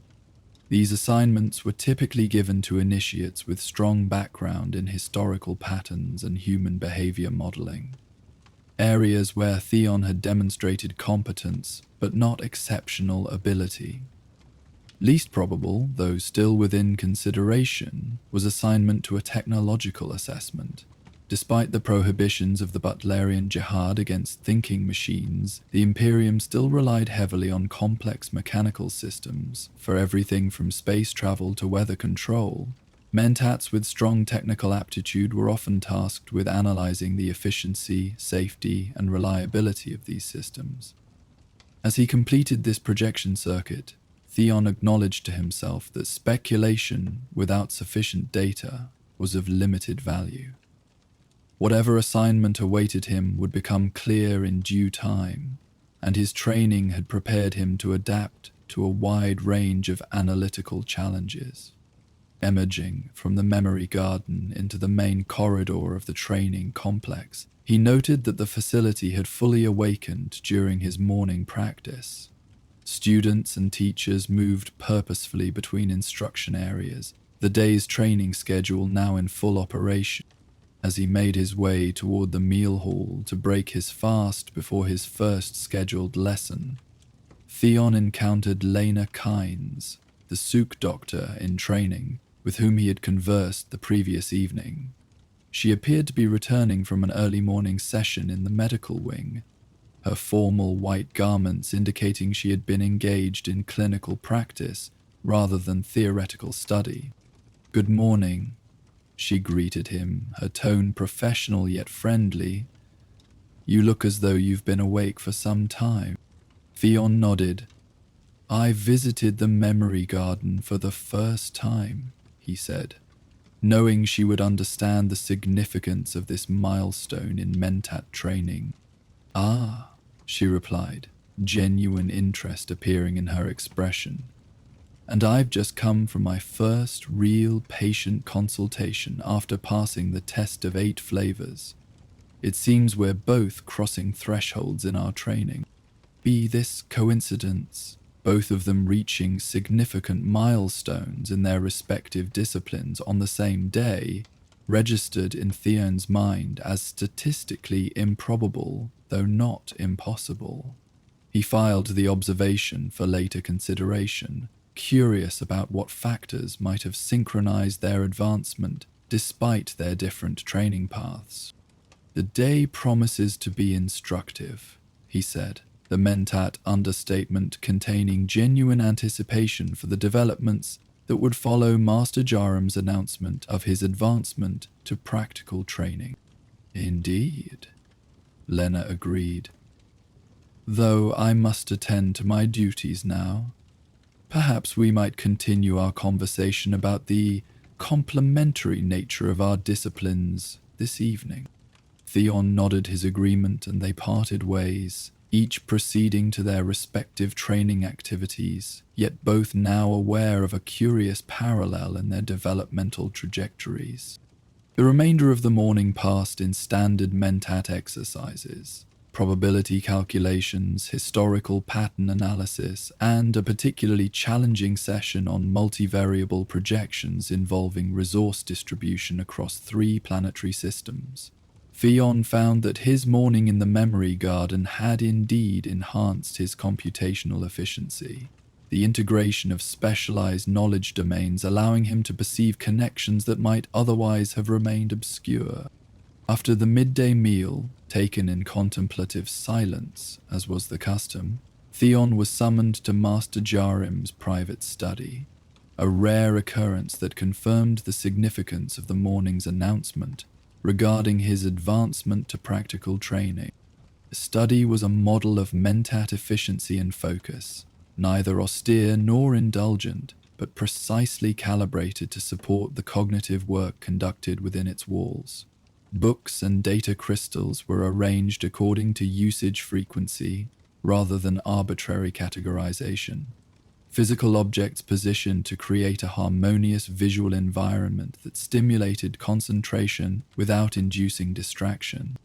Master Jarim sat behind a desk of polished Hagal hardwood, its surface empty save for a single folder containing what appeared to be official documentation. He gestured for Theon to be seated in the chair positioned at precisely the optimal distance for conversation. "Your morning in the memory garden was productive," the teacher observed, again not a question but an acknowledgement based on his evaluation of Theon's performance in the morning training sessions. "It was illuminating," Theon confirmed, waiting with appropriate patience for the purpose of the summons to be revealed.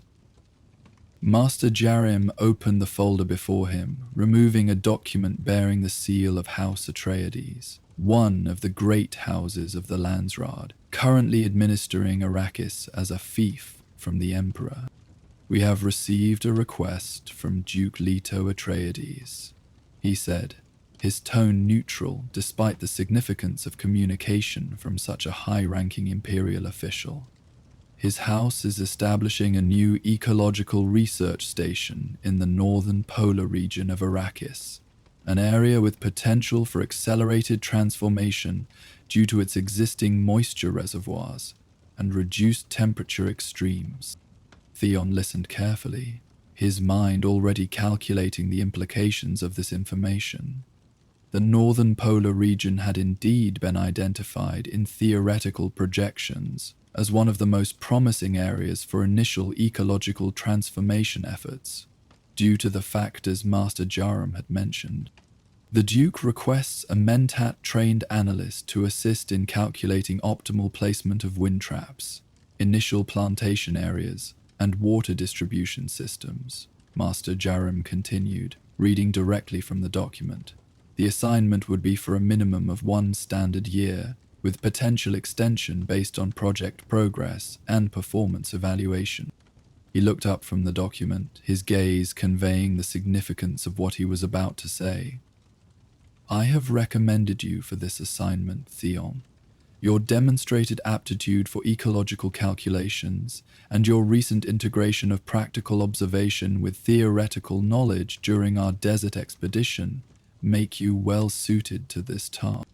The assignment was indeed aligned with Theon's projected probabilities, though the specific details, House Atreides, Northern Polar Region, 1 year duration, represented new variables to be integrated into his understanding.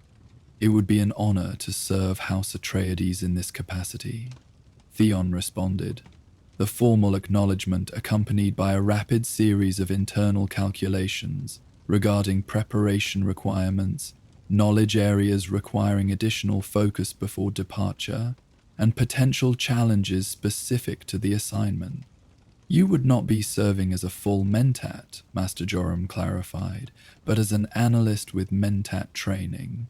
The distinction is important both practically and politically, Duke Leto already has a senior Mentat in his service, Thufir Hawat, one of the finest political and military strategists in the Imperium. Your role would be specifically focused on the ecological transformation project, reporting to the chief planetologist while providing computational support as needed. Theon nodded his understanding. The clarification was significant. It positioned him not as a replacement for or competitor to the Duke's existing Mentat, but as a specialized resource for a specific project. This would simplify the political dynamics of his integration into the Atreides household. The assignment would commence in 16 standard days, Master Jaram continued. During that time, you will focus your training on specific knowledge areas relevant to the assignment: advanced ecological modeling, Atreides family history and political positioning, and northern polar geography of Arrakis. You will also undergo enhanced survival training specific to the environmental conditions you will encounter. He closed the folder and regarded Theon with the penetrating gaze characteristic of fully trained Mentats, a look that seemed to perceive not just the present moment, but the branching probabilities extending from it. This assignment represents both opportunity and challenge, he said. House Atreides is known for its ethical leadership and commitment to the welfare of its subjects, qualities not universally shared among the great houses. However, their very virtue makes them targets in the continuous political machinations of the Imperium. You will need to calculate with particular precision, aware that your work has implications beyond mere ecological transformation. These words carried a weight beyond their literal meaning, a subtle warning that the assignment, though ostensibly focused on planetology and ecology, existed within the complex political landscape of imperial power dynamics. The transformation of Arrakis was not merely a scientific project, but a political one, with implications for the balance of power throughout the Imperium. I understand, Master Jaram, Theon said, the simple phrase acknowledging both the explicit instructions and the implicit cautions. The teacher nodded once more, apparently satisfied with Theon's comprehension. Your specialized preparation will begin tomorrow. For the remainder of today, I suggest you return to the memory garden and perform a full integration cycle, focusing particularly on the relationship between ecological systems and political structures. The garden has much to teach on this subject for those who know how to perceive its patterns. With this suggestion, which Theon recognized as more directive than optional, Master Jaram indicated that the formal briefing was complete. Theon rose, bowed with precise respect, and departed the study, his mind already organizing the new information into appropriate categories for integration. As he walked through the corridors of the training complex toward the memory garden once more, Theon found himself calculating the personal implications of this assignment alongside the professional ones. A year away from the training complex would represent the longest period he had spent outside its protective walls since beginning his Mentat studies. It would be his first experience applying his training in the complex reality of imperial politics rather than the controlled environment of theoretical exercises. There was, he acknowledged to himself, a certain statistical probability of both success and failure, the exact ratio impossible to calculate with current information, but certainly weighted toward uncertainty, given the number of unknown variables. Yet uncertainty itself was a fundamental aspect of Mentat training. As Master Jaram often reminded his students, the perfect calculation is a theoretical ideal. In practice, all projections include elements of approximation and probability distribution. The skilled Mentat does not seek illusory certainty, but navigates uncertainty with maximum precision. Reaching the memory garden once more, Theon paused at its threshold, framing his purpose with the traditional phrase, this time modified to address his specific need. I seek integration through contextual expansion. As he stepped into the garden for the second time that day, he perceived it differently, not as a novel experience to be explored, but as a tool to be utilized for specific cognitive development. The paths he had walked that morning now represented categories of knowledge, to be integrated in preparation for his assignment. He began his circuit with new purpose, his steps measured to the rhythm that would optimize integration of political and ecological understanding. The garden responded to his intention, its design activating neural pathways that connected these knowledge domains in ways his previous circuit had not emphasized. As he walked among the plants corresponding to political systems, he perceived more clearly their mathematical relationship to the ecological specimens in the adjacent section.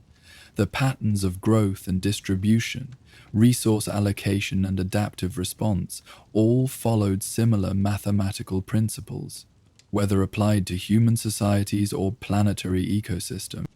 This insight was not entirely new to his theoretical understanding, but the garden's design made it experientially apparent, transforming abstract knowledge into integrated comprehension. The Mentat's power lay precisely in this capacity, to perceive the underlying patterns that connected seemingly disparate systems, calculating not just within specialized domains, but across the boundaries that separated them. As the light of Arrakis's twin suns began to shift toward evening, Theon completed his integration cycle, emerging from the memory garden with enhanced clarity regarding his forthcoming assignment. The planetary transformation project in the northern polar region was simultaneously a scientific endeavor, a political statement, and a strategic positioning by House Atreides within the complex power dynamics of the Imperium. His role, while ostensibly focused on ecological calculations, would inevitably touch upon all these dimensions. The challenge would be to maintain the precision of his analysis while remaining aware of the broader context in which his work would be utilized. As he left the garden, Theon found himself reflecting on the fundamental Mentat principle that had been reinforced throughout his day's experience. A Mentat does not predict, he discerns probability. The future of Arrakis, and his own future as part of its transformation, was not fixed or predetermined, but a field of probabilities to be navigated with careful calculation and continuous recalibration. The garden's design, with its balance of radial specificity and circular integration, had reminded him that this navigation required both analytical precision and synthetic comprehension, the ability to calculate within specialized domains and to integrate across their boundaries.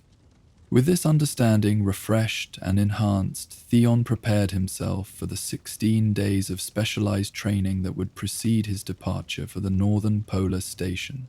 Whatever challenges awaited him there would be met with the full resources of his Mentat training, not merely as techniques to be applied, but as a fundamental approach to understanding and navigating the complex systems, both natural and human, that shaped the destiny of Arrakis and the Imperium it served. 23 years had passed since Theon first entered the Memory Garden as an initiate. In that time, he had completed his Mentat training, served House Atreides through the ecological transformation of the northern polar region of Arrakis, and subsequently held advisory positions of increasing importance within imperial governance. His computational abilities, always exceptional, had been honed through practical application across disciplines, ranging from resource management to political stability analysis. Now he stood in a long, ornate hallway within the imperial palace on Kaitain, awaiting an audience with Padishah Emperor Shaddam IV himself. The corridor stretched before him, its marble floors inlaid with precious metals, tracing patterns that subtly referenced the Great Convention and the formation of the Imperium after the Butlerian Jihad. The walls bore tapestries depicting historical moments chosen not merely for their artistic merit, but for their political significance. Visual reminders of imperial authority and continuity. Theon was alone in the corridor save for two Sardaukar guards positioned at the massive doors leading to the Emperor's private chamber. These elite soldiers, products of the harsh conditioning of Seleucus Secundus, stood perfectly motionless, their training rendering them simultaneously present and invisible, tools of imperial will rather than individual men. The only sound in the vast space was the measured tick of a spice clock positioned halfway down the corridor, an exquisite timepiece that marked the passing of seconds through the controlled oxidation of melange. Its blue luminescence cast soft, rhythmic pulses of light across the polished floor, a hypnotic reminder of the most precious substance in the universe and the power it represented. Theon had been granted precisely 5 minutes with the Emperor, an unusually brief audience that underscored both the urgency of the matter at hand and the potential consequences of his presentation. The Imperial schedule permitted him to deliver a single thought, perfectly crafted, on the subject of the escalating conflict between House Vernius and House Telax over mining rights in the Xutter system. This conflict, though seemingly localized, had implications that rippled across the delicate balance of power within the Landsraad. House Vernius, with its ties to Ix and advanced technology production, represented industrial and manufacturing interests.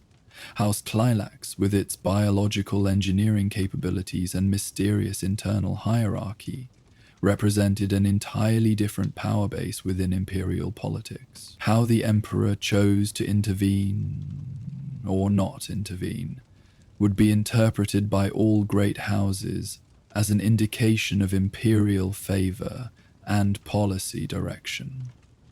Theon's assignment was to provide the Emperor with a single, perfectly distilled thought that would illuminate the optimal path through this political labyrinth.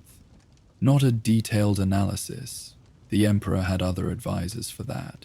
Not a specific recommendation that would overstep the boundaries of Theon's role, but rather a crystallized insight that would frame the Emperor's understanding in a way that revealed possibilities and implications otherwise obscured by the complexity of the situation. As he stood in that silent corridor, Theon began the specialized mental process for which Mentats were known throughout the Imperium, a systematic consideration and elimination of possibilities until only the essential truth remained. His eyes took on the characteristic unfocused gaze that signaled deep computational trance, though his posture remained perfectly composed, befitting his presence in the Imperial Palace. First, he examined his own mental state, executing the fundamental Mentat discipline of bias recognition and neutralization. Emperor Shaddam IV was not merely a political figure, but a nexus of complex emotional and historical associations. The imperial bloodline, the throne itself, the awesome power concentrated in a single individual, all carried psychological weight that could distort clear perception. Theon methodically identified potential sources of bias in his own thinking. He had served House Atreides for the first 7 years of his career, a house known for its complex relationship with imperial authority, sometimes aligned, sometimes in tension. This experience had shaped his understanding of how great houses operated within the constraints of fealty to the Imperium. He had subsequently served in the Ministry of Agricultural Development, a position that gave him particular insight into resource management and distribution issues similar to those underlying the current conflict. This background might predispose him towards certain types of solutions over others. Most recently, He had been attached to the Imperial Revenue Service, calculating taxation efficiencies across planetary systems, work that necessarily prioritized imperial income generation over local autonomy. This perspective, too, required examination and contextualization. With each potential bias identified, Theon applied the Mentat neutralization technique, acknowledging the bias without judgment, examining its origin and influence, and then consciously adjusting his computational framework to account for its presence.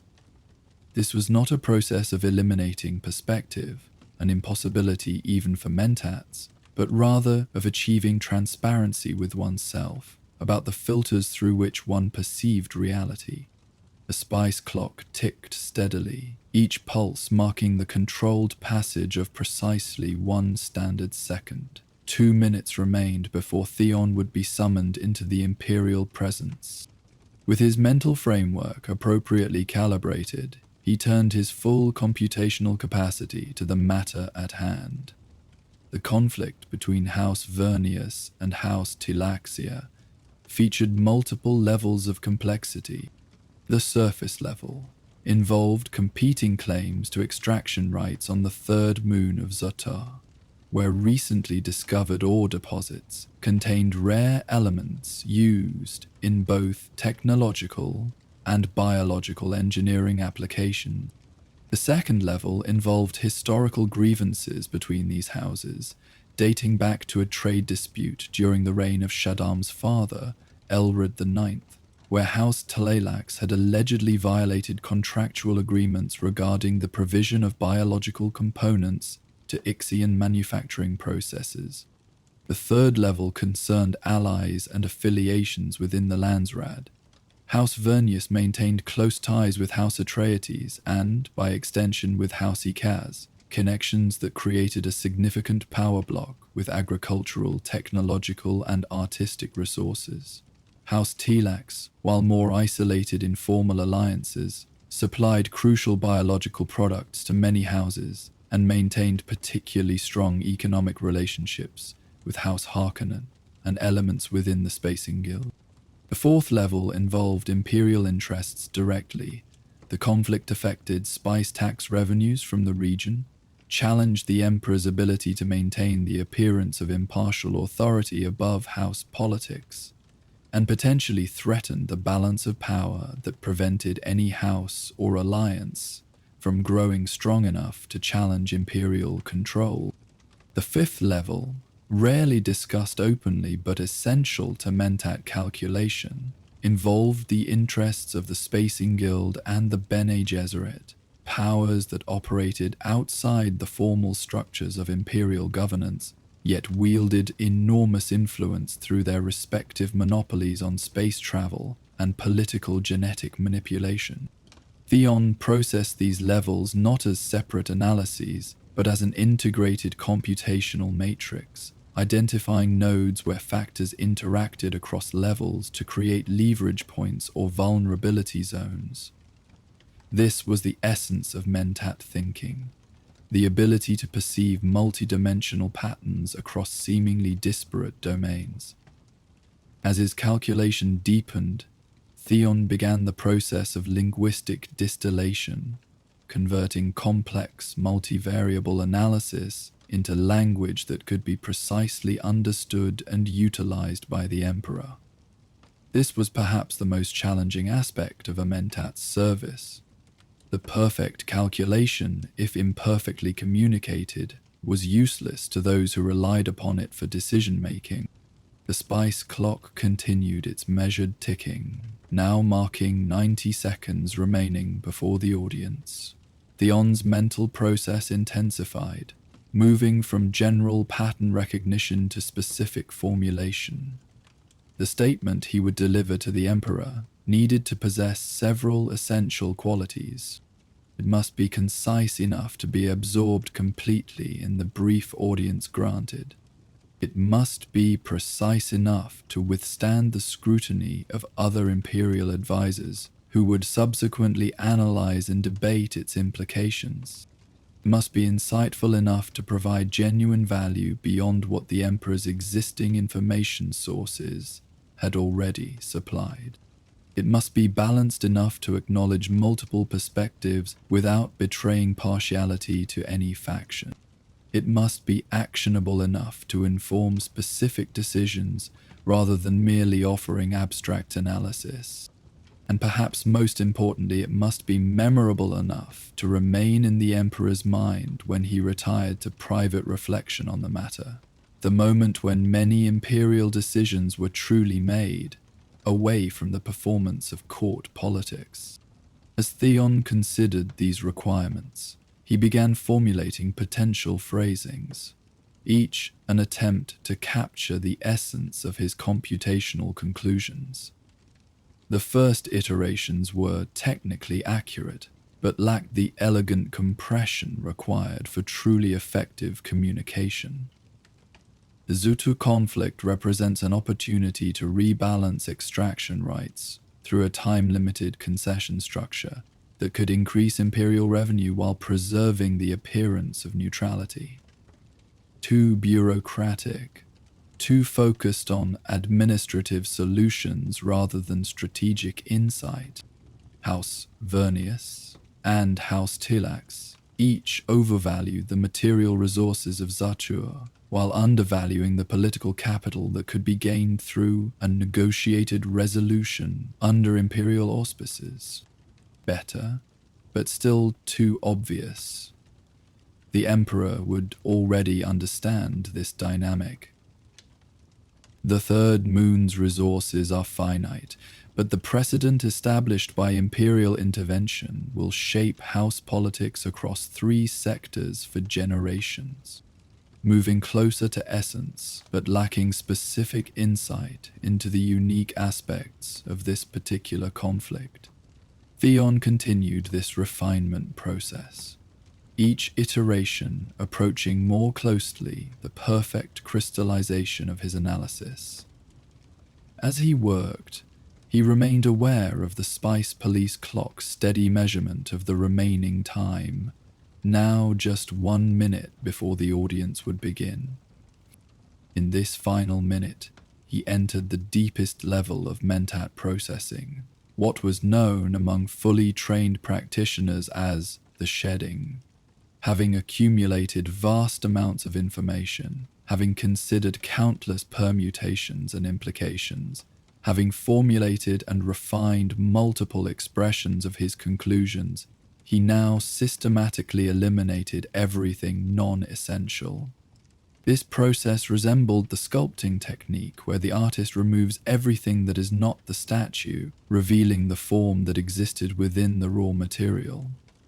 Theon discarded qualifying phrases that diluted impact, eliminated technical terminology that obscured meaning, and stripped away conventional political language that conveyed the appearance of insight without its substance. What remained after this rigorous reduction was the essence, the thought that captured not merely the facts of the situation, but its meaning within the larger patterns of imperial governance and house politics. As the final seconds ticked away on the spice clock, Theon completed his formulation, holding the finished thought in his mind with perfect clarity. The computational trance receded, his eyes refocusing on the physical environment around him, the ornate corridor, the impassive Sardaukar guards, the massive doors that would momentarily open to admit him to the imperial presence. The spice clock completed its final tick of the waiting period. As if synchronized with this temporal boundary, the doors to the Emperor's chamber began to open, moving with the deliberate ceremony that characterized all aspects of imperial protocol. Theon composed himself, adjusting his stance to the precise balance of respect and dignity appropriate to his role, neither the civility of a supplicant nor the presumption of an equal.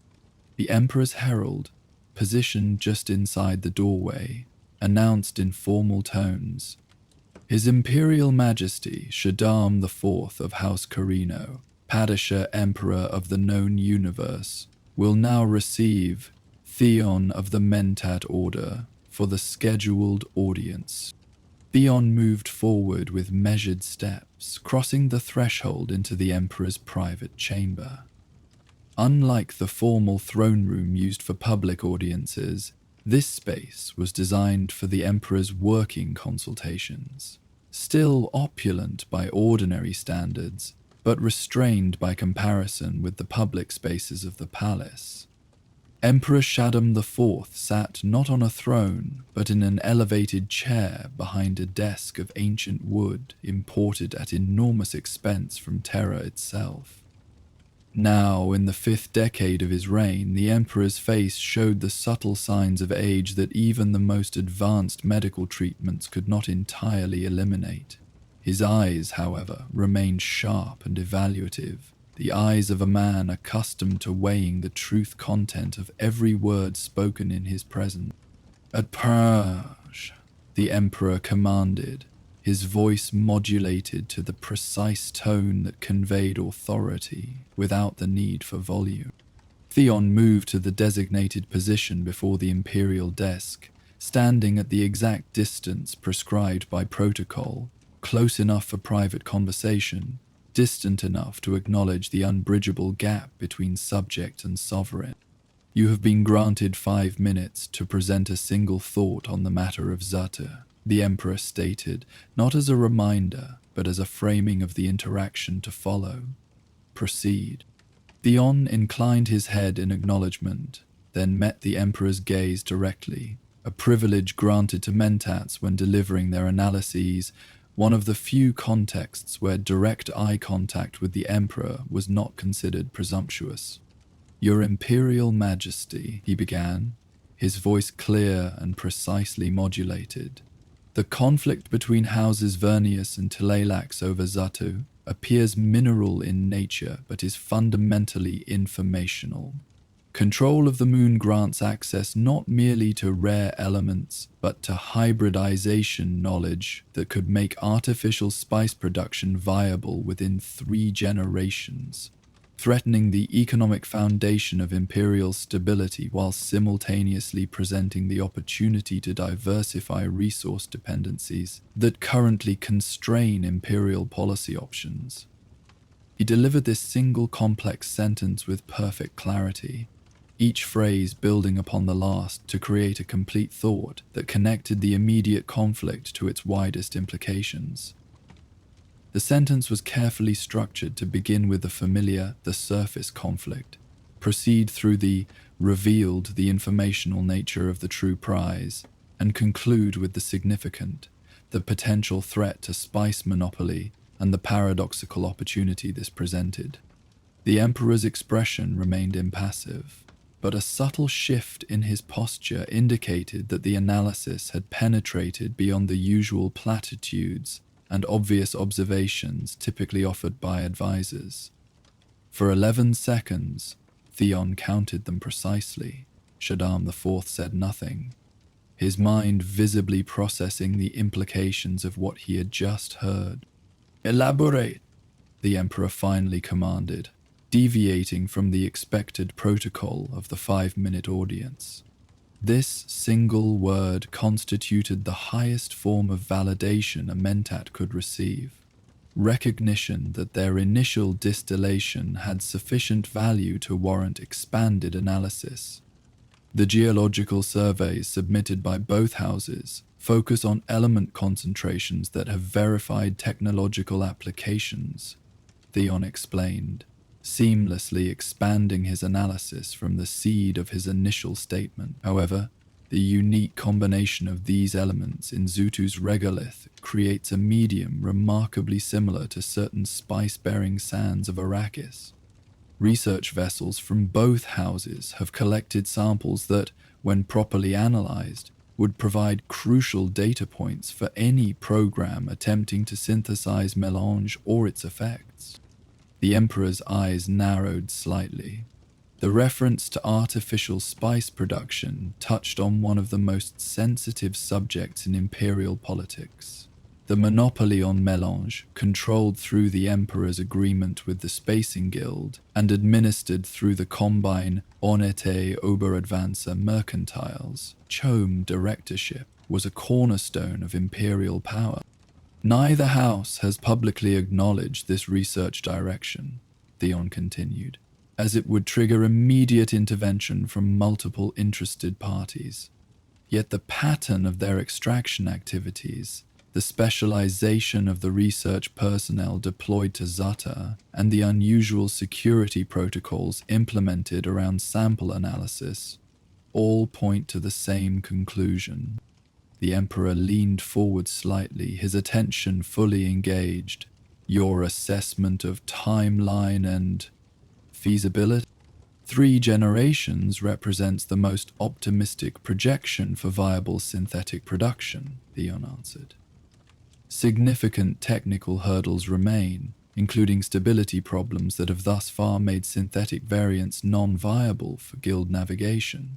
However, even partial success, a synthetic that could replace melange for medical applications, for instance, would fundamentally alter economic patterns across the Imperium.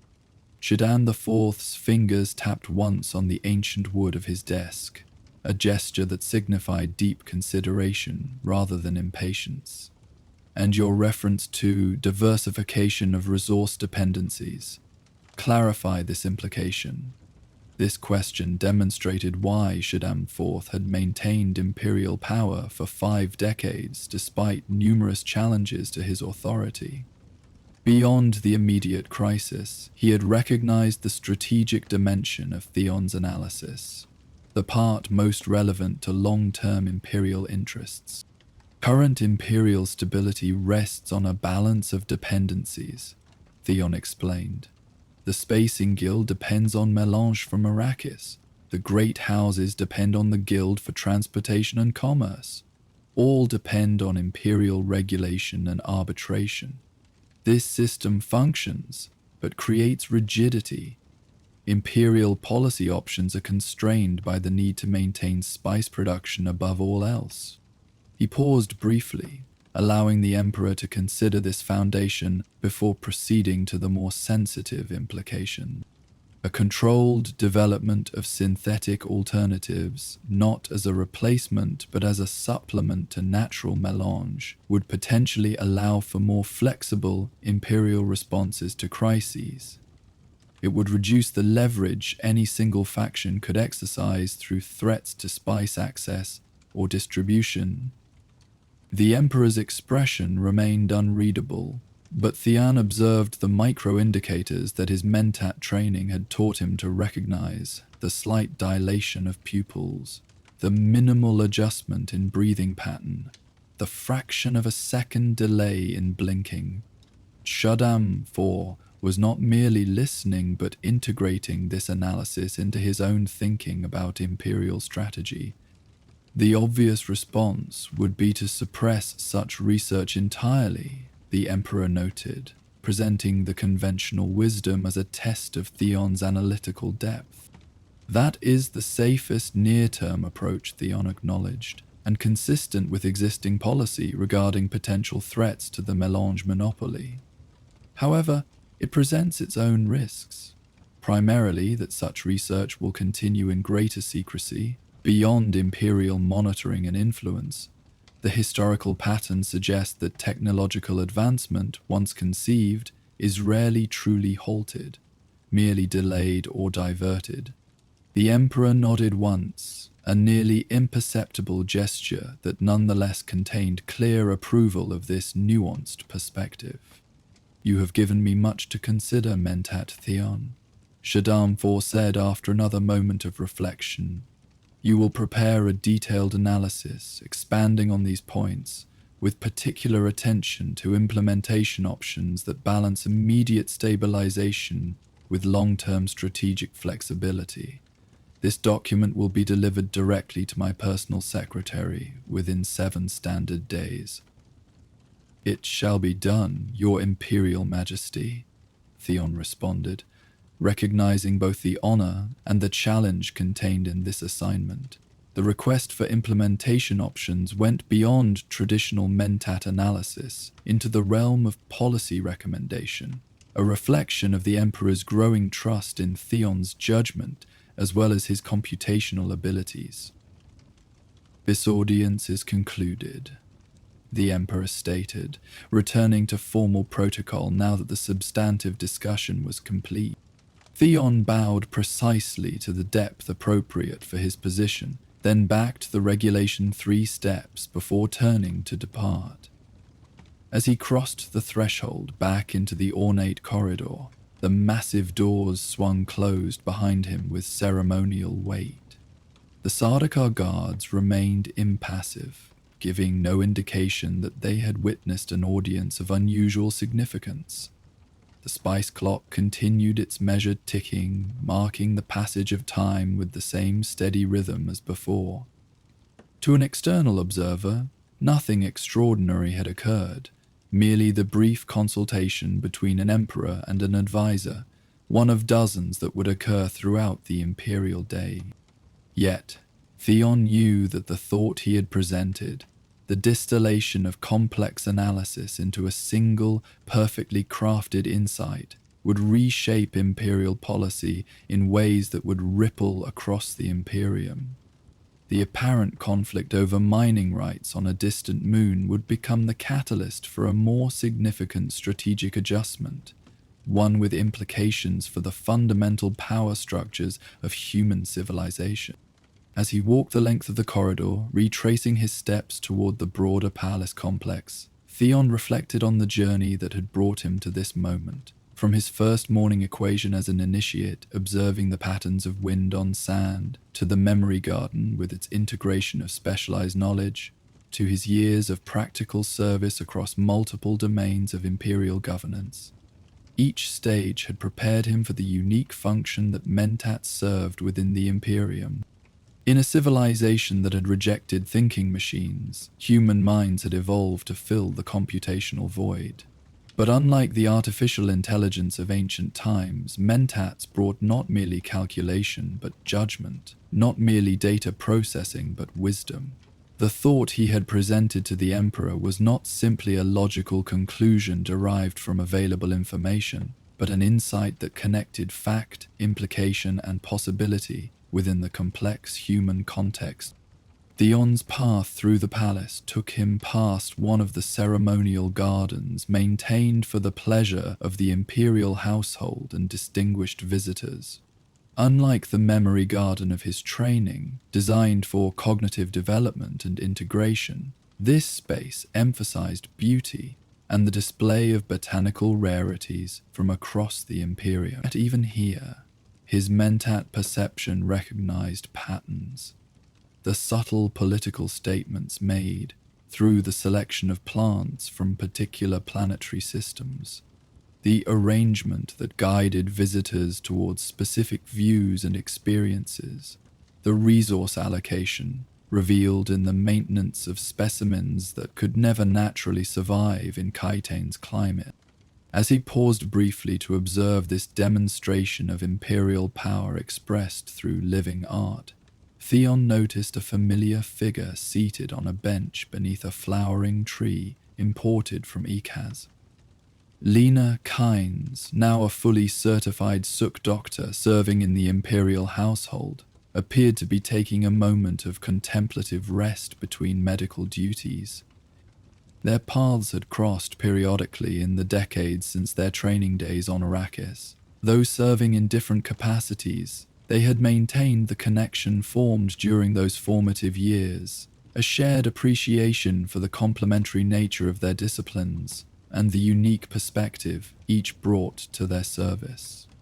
Theon approached, his steps deliberately audible to avoid startling her from her moment of repose.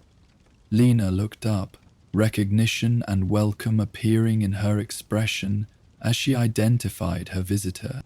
"Mentat Theon," she greeted him formally, though her tone carried the warmth of long acquaintance. "I had heard you were expected at the palace today. Your audience with the Emperor has concluded?" "It has," he confirmed, taking a seat on the bench beside her with the easy familiarity of old colleagues. "And with unexpected developments that will keep me occupied for the next 7 days at minimum." Lena nodded, understanding without need for elaboration.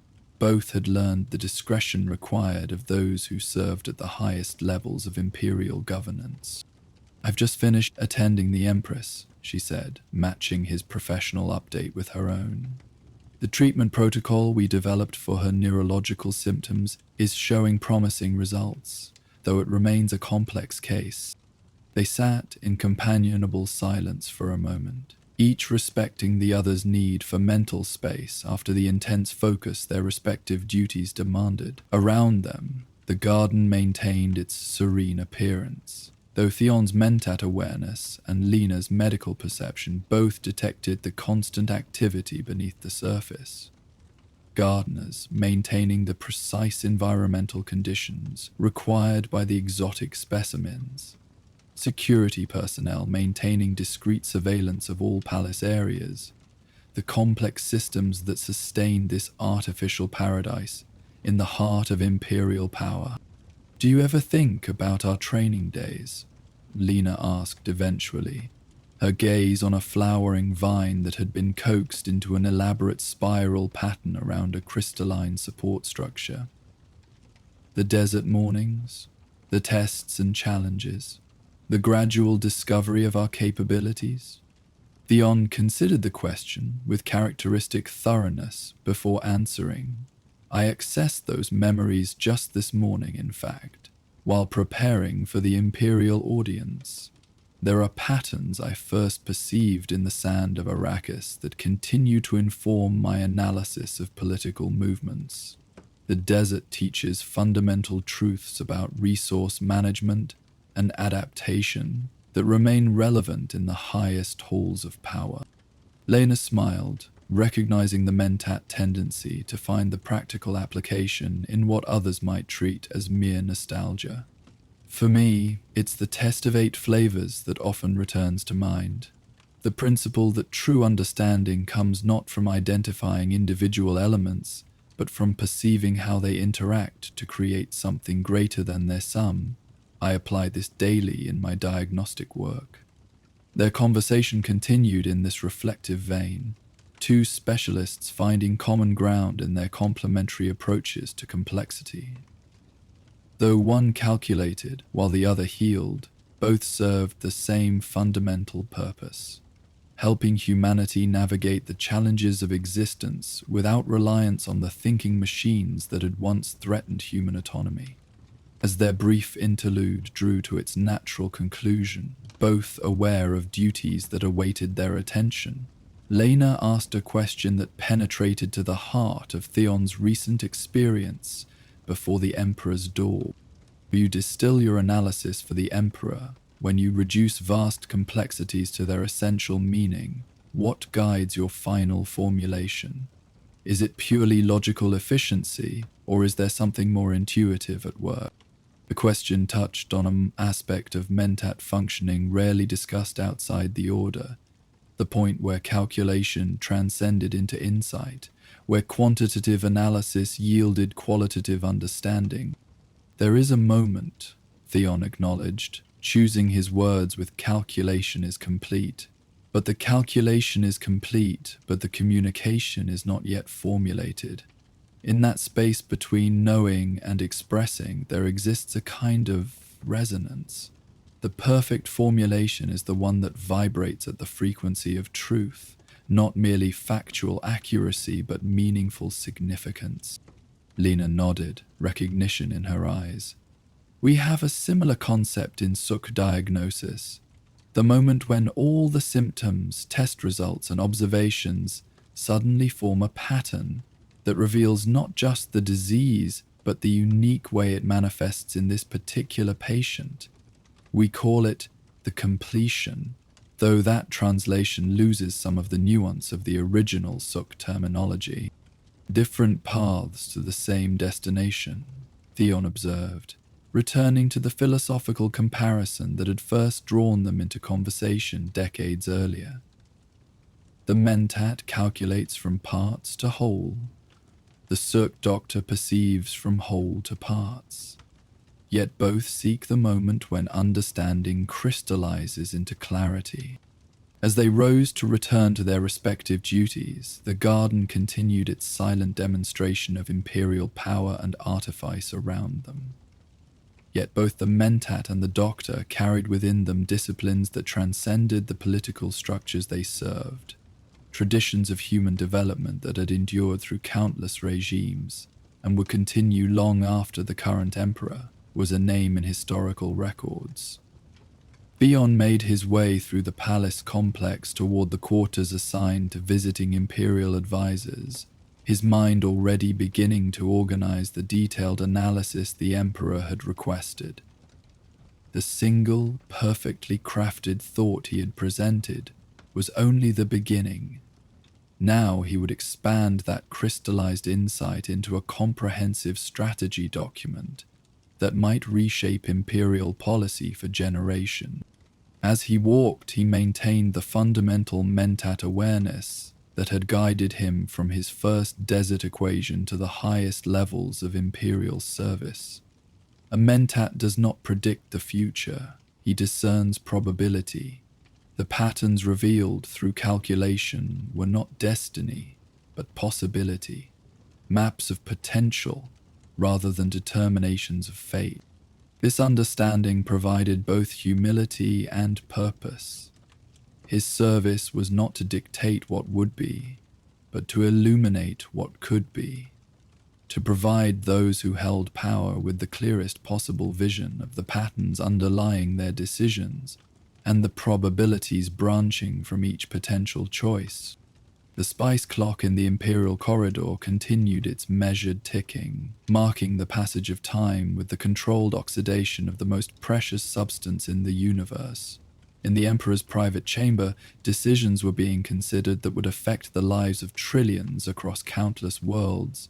In the Landsraad, great houses maneuvered for advantage within the constraints of imperial authority. In the hidden places of power, the Spacing Guild and Bene Gesserit pursued their own agendas across time frames that spanned centuries rather than years. And through it all, human minds, trained, disciplined, evolved beyond their natural limitations, served as the living computers that maintain the complex functioning of civilization. Not through artificial intelligence, but through heightened human capability. Humanity had found its path forward after the Butlerian Jihad. Theon reached his assigned quarters and began the preparation for his expanded analysis. His mind moved through the patterns of politics and resources, history and projection, stability and transformation, calculating the probabilities that would shape the future of the Imperium and, by extension, all of humanity. The thought he had presented before the Emperor's door would now unfold into its full implications, a single insight expanding to illuminate the complex interplay of factors that constituted imperial governance. In this process, as in all his work, he would apply the disciplines first learned on the desert planet of Arrakis, the patient observation of patterns, the precise calculation of relationships, the careful integration of specialized knowledge into comprehensive understanding. As night fell over the imperial palace on Kaitain, lights illuminated the ceremonial facades and security systems activated their nocturnal protocols. In chambers throughout the complex, the business of governing the known universe continued. Decisions made, strategies developed, information analyzed and disseminated. And in one such chamber, a Mentat worked with the focused discipline of his order, transforming complexity into clarity through the unique capacities of the trained human mind, a testament to humanity's resilience and adaptability in a universe where the only constant was change itself. Our journey through the sands of Arrakis comes to a close. Now, you will hear the gentle crackling of fire and ambient sounds to accompany your sleep. These calming sounds will continue without interruption creating a peaceful atmosphere as you drift deeper into rest. May the waters of your dreams flow freely tonight, and may you find the same peace that comes to those who wander the desert under Arrakis's twin moons. Sleep well, traveler, and may your mind find sanctuary in the stillness of the night. Good night, and dream of spice-scented winds carrying you to peaceful shores.